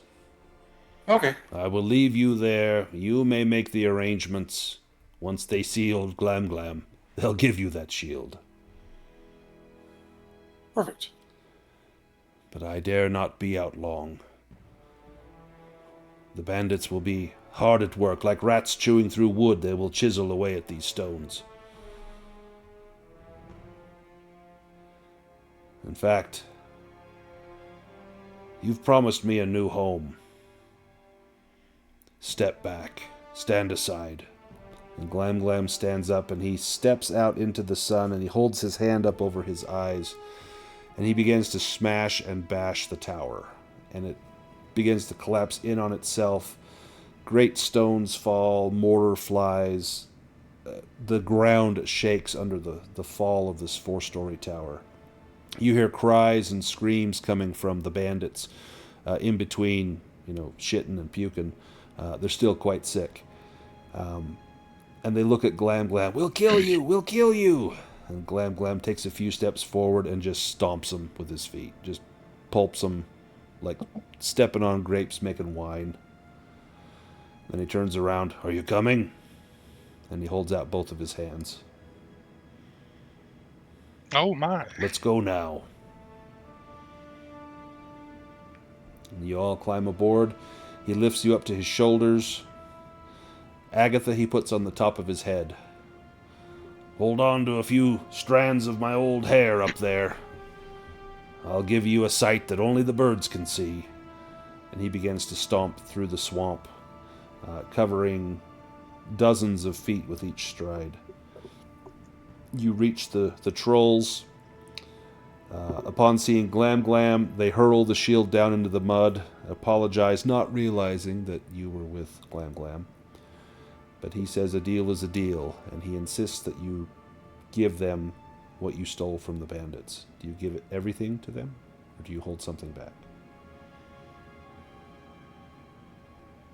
I think it would be best to do what we said? Do what you said. We won't give them the rusty nail. Yeah, because they don't want it. No, you give them the stuff, and they're pleased. They're happy with what they got. They're more than happy. You notice that the shield has been spit shined. It is absolutely flawless. It stinks. They've been breathing on it, looking at it. You're probably going to want to wash it a few times to get the smell of troll out of there. But Glam will take you whichever direction do you want to go. Do you want to go up towards the village of the day before, or down towards Dead Eye's cave? He'll take you to the edge of the swamp, whichever direction you want to go. Can we also give them the perfume? Yes, they would be more than thrilled to have the perfume. In fact, they smell it. Oh, this smells like skunk. And they start pouring it all over themselves. They're just thinking, how terrible it must smell. I'd soon go to the Road's End Inn, Get our dog wagon card, and take that to wherever we go next. I can take you there. And he stomps over it. Took the wrong thing. Took the letters. Fix that. He takes you to, not right up to the Road's End Inn, but close. Takes you up there, drops you off about a half an hour walk to the Road's End Inn, and then he looks to the north and says, "There's a lake. I'm going to go rest in the lake, and then tomorrow night I'll make my way towards Rotlog and his tree. I may have to hide by night, but I know a few places, if they're still there." And he bids you farewell. He takes a few steps away, and then he turns around, and he looks back, and he looks down at Agatha, and he holds out his hand to wave at you, and then turns and heads off towards the lake. And you notice that as he walks, there's a little bit of a bounce in his step. You've given him some hope, which is something he's not had for a very long time. Frostbyte will tell him that the Temple of Purple Flame is open for spending the night if he needs to. Oh, and he will gladly go there. He knows the Magna Woods quite well. You begin the slow trudge through the edges of the swamp towards the Road's End Inn as night is falling. You can already see the lights on at the inn. You can smell the stew pot from here. And you arrive knowing that you only have but a few places left to explore before you find that last piece. And that's where we will end it. So, let's do improvement rolls. And if Agatha is ready, we can start with you. Yep, I'm ready. Okay, go for it.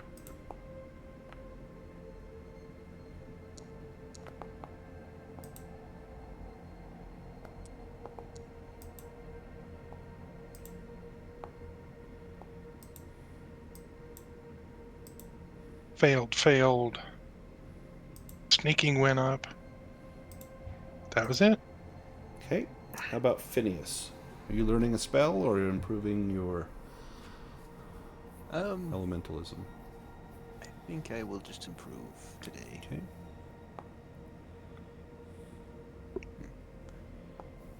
He's slower. No. Witchcraft. Nope. Some low rolls. Yeah. Yeesh. Language. Nope. That would have been a good one. Nope. Nope. You've hit that point. Well, your persuasion went up. I'll try elementalism. Nope. Nope. Oh, Nope. man. Nope. Just persuasion? That's all. Yeah. Makander. Yeah, a lot of dragons and demons this time. Nice.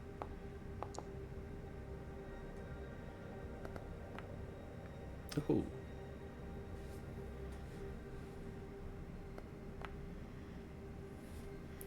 So acrobatics, crafting, spot hidden.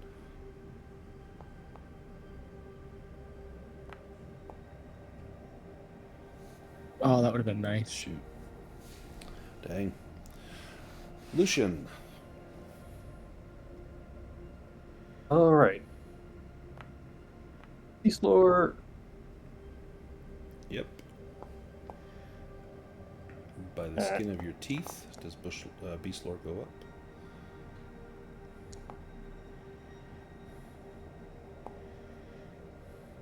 Nope. Yeah, well, it was something. Yep, and frostbite. And then, Mark, you do get either robust or focused. If you haven't taken it, you can add that. Oh yeah, I got that on there. Perfect. Awareness goes up. Languages goes up. That's Right. a good one. Here's the big one. Just one of 3. Nope. Dang. Oh my gosh. Come on. Spells. There we go. Oh, axes. Ooh. Ooh. Look at Most that. goes to you. Oh, hey, that's a... You hit 18. That's a heroic ability.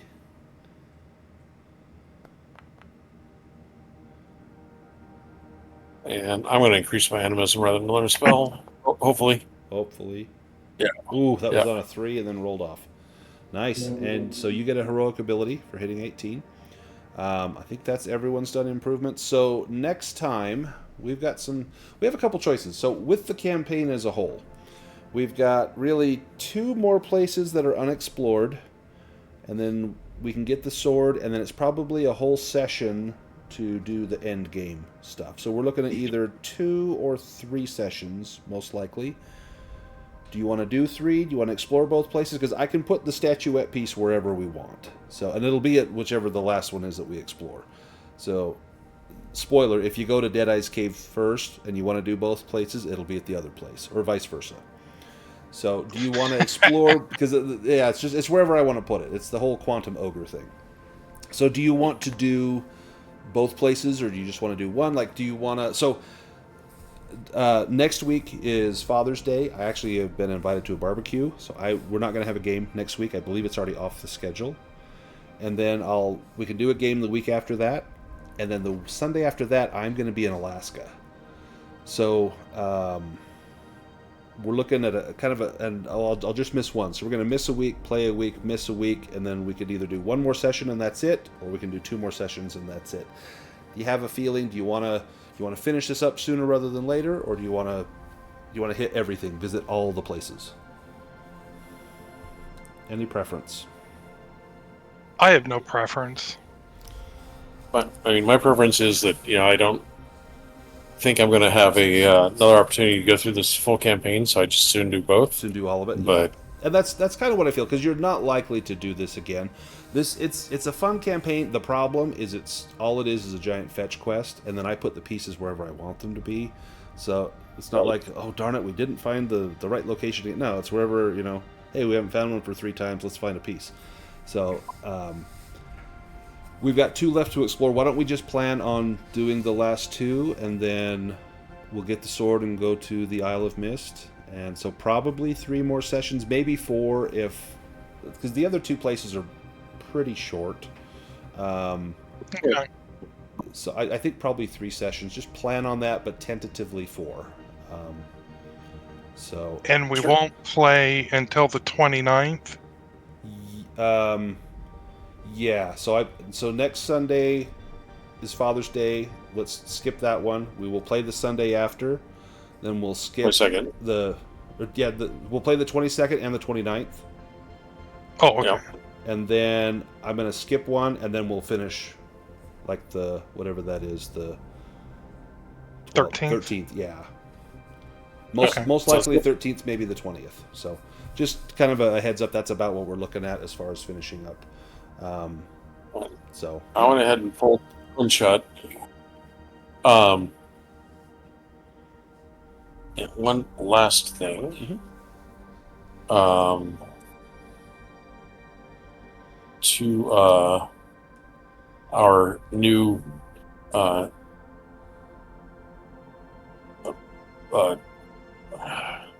scholar, we did leave the skin of Soth Hala Oh yeah. in there for you. We got magic armor if for you're you. not, yeah, if you're not going to take it, let me know. Yeah, that was the session you missed, and I had built this armor specifically for your character, then your character died. and we picked it up saying, "Hey, we'll give this to him," and then I think we forgot to give it to you. So if you I want didn't realize that. yeah. I saw it in the cart, and I thought it was, just a skin, because that's what we do apparently. It's just skin things. We skin everything. So yeah, that skin of Soft Hala, that was intended for your character. So if you want it, it's magical armor. So it's basically leather armor.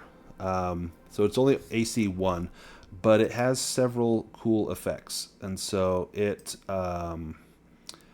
increases your agility damage, it increases your movement, gives you serpent speed, and then it increases your, what is this one? Your actual agility score goes up by 1. Oh, I will absolutely take that. So yeah, if you want to take that out of the cart, drag it onto your character and equip it, that was there for you. But I think, yeah, that was the session that you missed, and we butchered Ivan like a hog. Yeah, well, Sorry about that. It was tragic, but it was like, oh my gosh, like what a horrible time to have him die. Like and the irony is we did learn some things about wearing basic leather armor. Yeah. Is that it really doesn't go very far. In fact, your poor guy still had like the tags on him, like when we ran him out to fight that griffin. I've always making characters has always been my favorite part of role playing. I'm glad because you've been through what, 3? Is this your 3rd one? This is number 3. Yep. Knock on wood. In some games, it's not bad. I lost another character in my RuneQuest game yesterday morning. They take like 2 hours. I went and hugged my deceased grandfather while a ritual was going on, and we swapped places. Oh no! And my noble became dead, and my deceased grandfather, who was a herder, became alive. And so I had to. It was. I mean, it's a cool effect and everything, but so now I've lost my Humekti warrior, my Sartari noble, and I'm playing a Sartari hunter now. Nice. So that's awesome. But yeah, it is a 2-hour ordeal to create one of those, just because it's not until step 3 that you even determine what your stats are. Yeah, after you do you've your whole genealogy first. Yeah, you do your homeland, and you do your grandparents' history, your parents' history, and then step 3 is your runes and everything, and then you determine what your stats are. It's like, Jesus. Like I'm an hour into this, and my character already sucks. I haven't even rolled his stats. But it's awesome. Like you can find online. There's a character folio. It's like 100 sheets, and it's like I could see someone filling that up because there's so much information. Like you could stat out your aunts and uncles and cousins and everything. Yeah, and then Tuesday night I got my first Age of Vikings. Oh, sweet. Game. So I'm excellent. Yeah, let me know how that goes. And that's another game I'm really looking forward to, but it's another game that you start with your grandparents when you create a character. Yep. It looks a little bit less involved than RuneQuest, but it's still kind of that same sort of flavor. It is, really cool. But the magic system is a nightmare for me. I'm trying to get my head around it. You start with knowledge of 8 runes, and then you create spells by different combinations of the runes, and the runes have multiple abilities. So you create the spell of what it does, and it steals your magic points until you say the ballad to release the spell. Oh, it's insane. That's awesome. Oh, I'm looking forward to it, but it's insane. Well, yeah, let us know how it goes. All right. Excellent. Will do. Thanks for running. Thanks a lot. Appreciate it. I'll see you guys. Actually, not next Sunday, Sunday after, but I've got games with some of you coming up during the week, so I'll see some of you soon. Otherwise, 2 weeks.